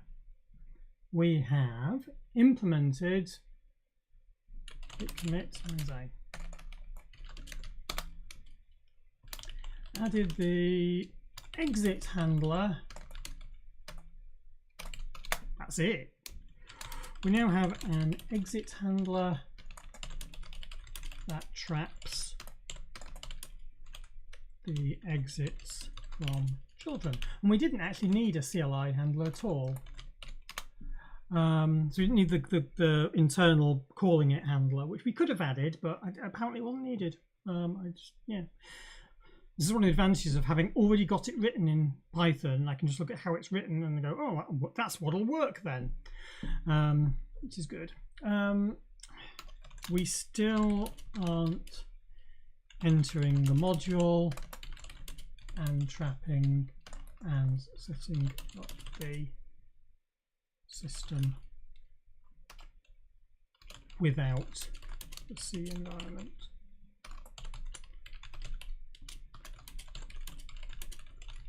But it is working. Will it work, do we think, on a real operating system? Sorry, Pyromaniac is a real operating system. On RISC-OS Classic, will it work on there? Let's have a see, shall we? RPCMU. That's the one. It's firing up. We want to copy this, don't we? So CP. There's RPCMU. RM32 / utility module 2 / library. Application support. That one. HostFS. Oh no, sorry, RPCMU. HostFS. Yeah, that'll do. Okay. Right. Utility module C. Ooh, draggy. Why is that going so slow? Don't know. Utility module initialized. Yes, we have a new utility module called utility module C. GOS. Yeah, GOS C. Bad environment number. Ooh. I can't safely call that. Actually, why did that generate an error? I thought did I write it wrong? Exos generate error. It should be. I can take that one there. That's what it should have been. Let's go try that again. So it hasn't crashed badly, but it also didn't work. There we go. Dying initialized. GOSC. Bad environment number. What? Oh, I didn't copy it. Copy it again. I usually link symlink, don't I? That's why. Right, there we go. GOSC. System variable not found. CLI $prompt. Ooh, apparently I have a different way of handling that. Quit. Okay. Oh, is that what normally happens? I don't know. When I run it here, what happens? Yeah, we don't get that error message being printed out, so clearly I've not handled that right. Oh, I have. Oh. No, it's a bug in Pyro. It's a bug in Pyro there. That's okay. So F12, GOSC.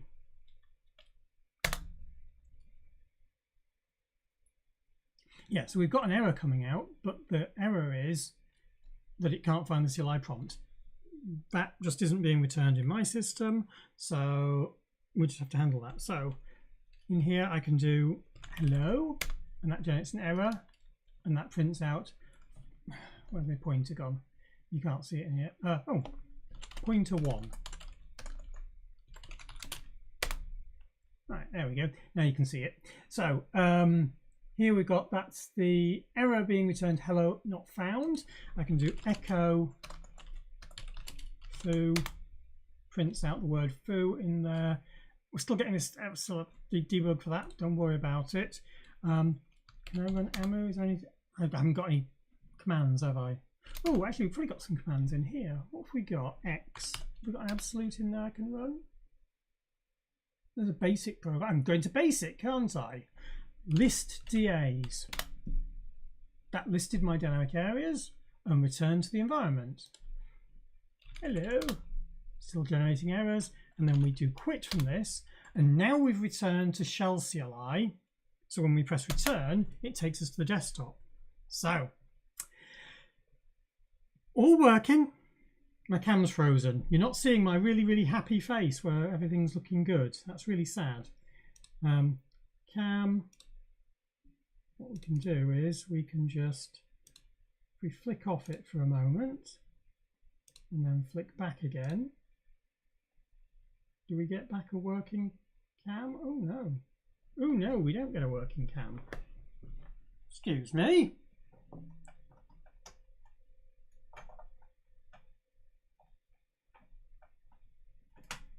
This camera is kind of nice, but it does occasionally do this, and I'm not sure why. It's very sad. Discard my changes. Properties. One there, one there. It's died. It's not come back again. I don't know what's going on there. You'll have to switch the other camera and just have to put up with me on this one. That's a bit disappointing, really. Oh well. But everything else was working whilst we were doing this, so back up here. Right, so yes, we were looking for yeah, the more complicated one now, which is, can we run it in a task window? Because of course we should be able to run it in a task window. There should be no problem with that. And if we can't, then it's a problem. GOS. Hello. Right. Nice. So that's kind of working. GOS. We've now got 2 windows coming up. Whoa. I'm not actually sure that GOS works in task windows normally like this. I'm just not completely convinced.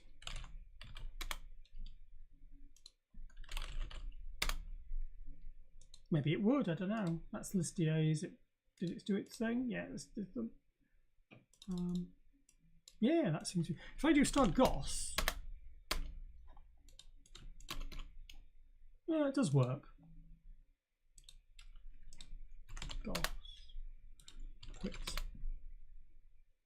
Quit. Quit. Now we're at the top level, which is the task window managed command line. So that is working. I mean, I'm genuinely surprised that it is working, but it is. There are a lot of things that we can do that are different and make things work better and the like, but we do actually have a working system at the moment. What do we fix there? Oh yes, fix for failure to read CLI size with GOS change environment. Module failed to initialize on classic GOS. Almost certainly that is, as I say, a bug in my code. in Pyro. So that's good.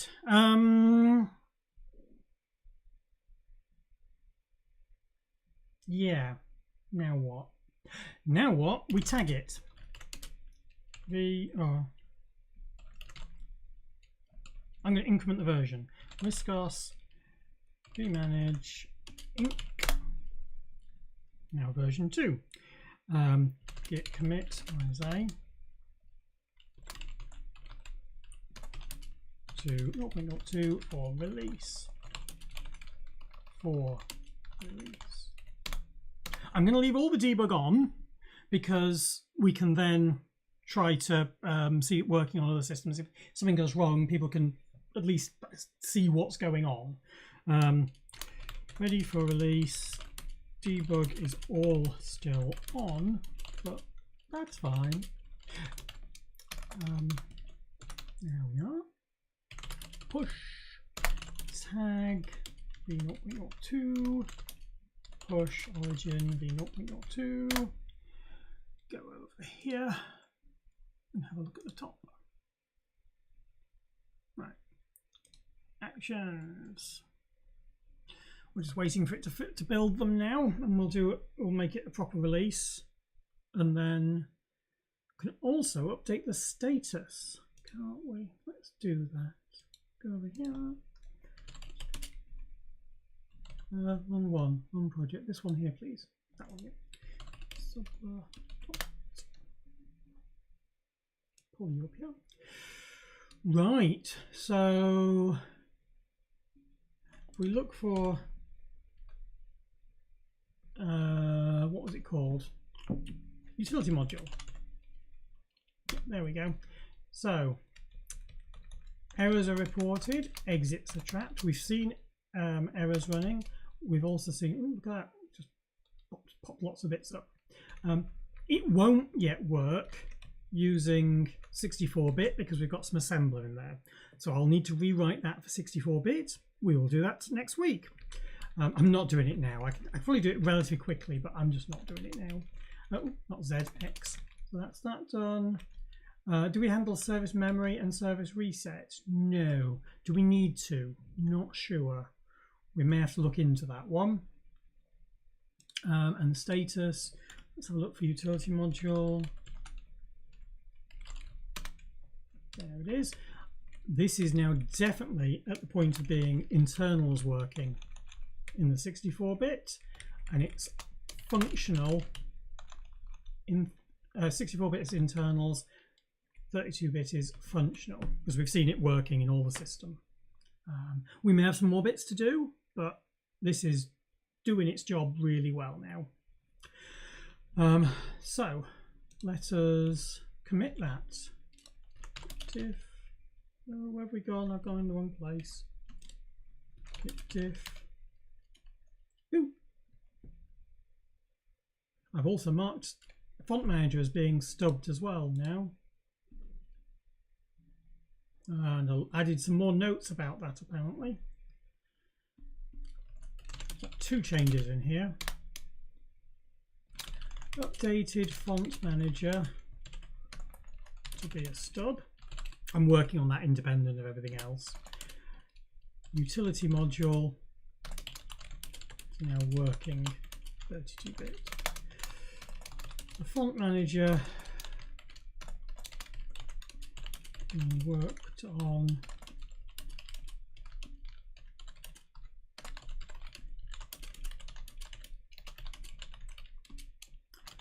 utility module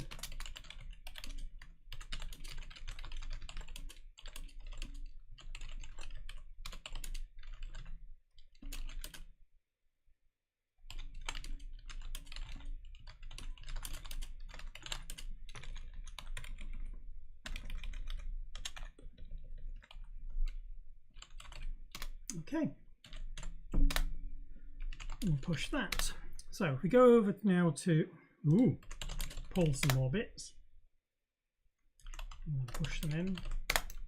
Okay, if we go back to here, we can see that 0.02 has been done. So we can actually have a look over here at the releases. Come on, releases. and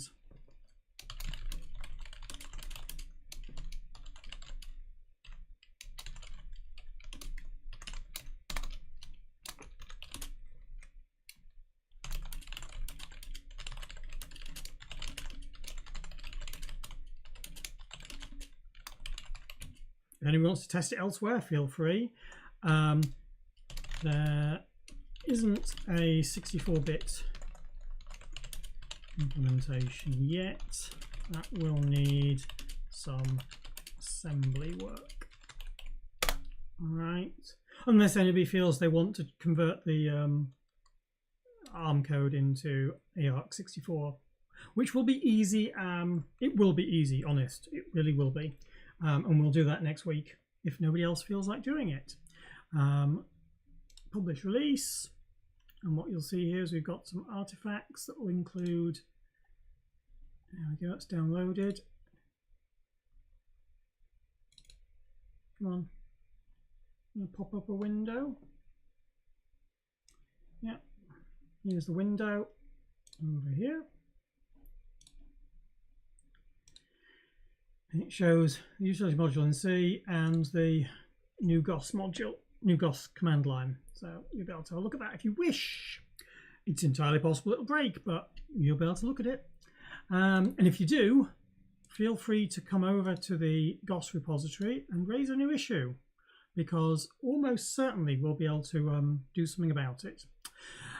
So let's go and have a look at the status. We can reload this page now. We can reload this page now. There we go. It is now marked as internals. The state of this always shows the 64-bit status because that's the project we're working on. As you can see, we've got functional stuff.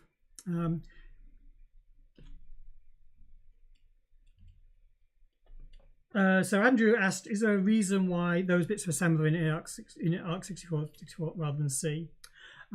Yeah, because they, in some cases, they're entered in SVC mode, and so it's just not possible to easily drop between the two. We want to manipulate the stack, and so we need to be doing things differently. In theory, you could do that with inline assembler, but I personally dislike doing that. If it's C code, it should be C code, and if it's assembler, then it's like this is the very thin veneer of assembly code that we need to make things work, and then we go into the C code. That's the way I've been trying to do it. So as you can see on this, the amount of code in this is pretty tiny.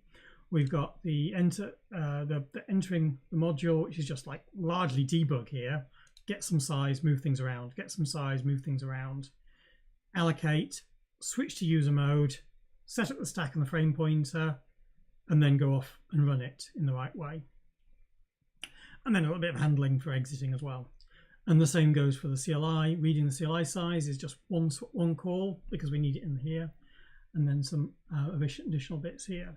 Finally, then there's the error handler, which is an environment handler. In the 64-bit code, in the 64-bit operating system, I am working towards making these so that they don't need to have an assembler veneer, but I haven't got that in there yet. The assembly veneer is still required. That is basically it. I mean, there's other ones that are like callbacks actually get blocks of the whole register state that need to be manipulated and stuff. So you can't really do a lot else in C. Yeah, that's the reason for that. So yes, here we are. We've got this code, we've got all implemented in there, and it's largely saying it's 50% complete because we haven't done the 64-bit stuff. We'll have a look at that next week. All right, that is everything.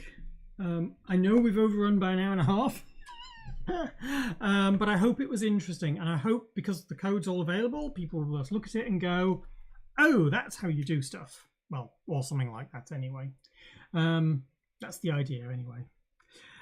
All right, next week we will look at the convert this assembly into ARC64, and I think that will be quite interesting to people because they'll see quite how easy this is, and it is easy.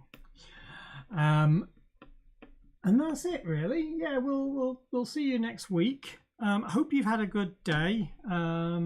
Do feel free to raise issues if you find them. But I think we'll be looking like it's going to be a good mode, a good run. If you want to subscribe, feel free to do so. It will be nice to see more people subscribing. Don't need you to, but you'll get notified of stuff. And the sponsorship on GitHub is always there for anybody who wants to put something in towards this, because it does encourage me to do stuff. Yeah, I know, I'm sorry. I do occasionally ask for that. All right. See you all later, and have a good Easter. Right. Bye.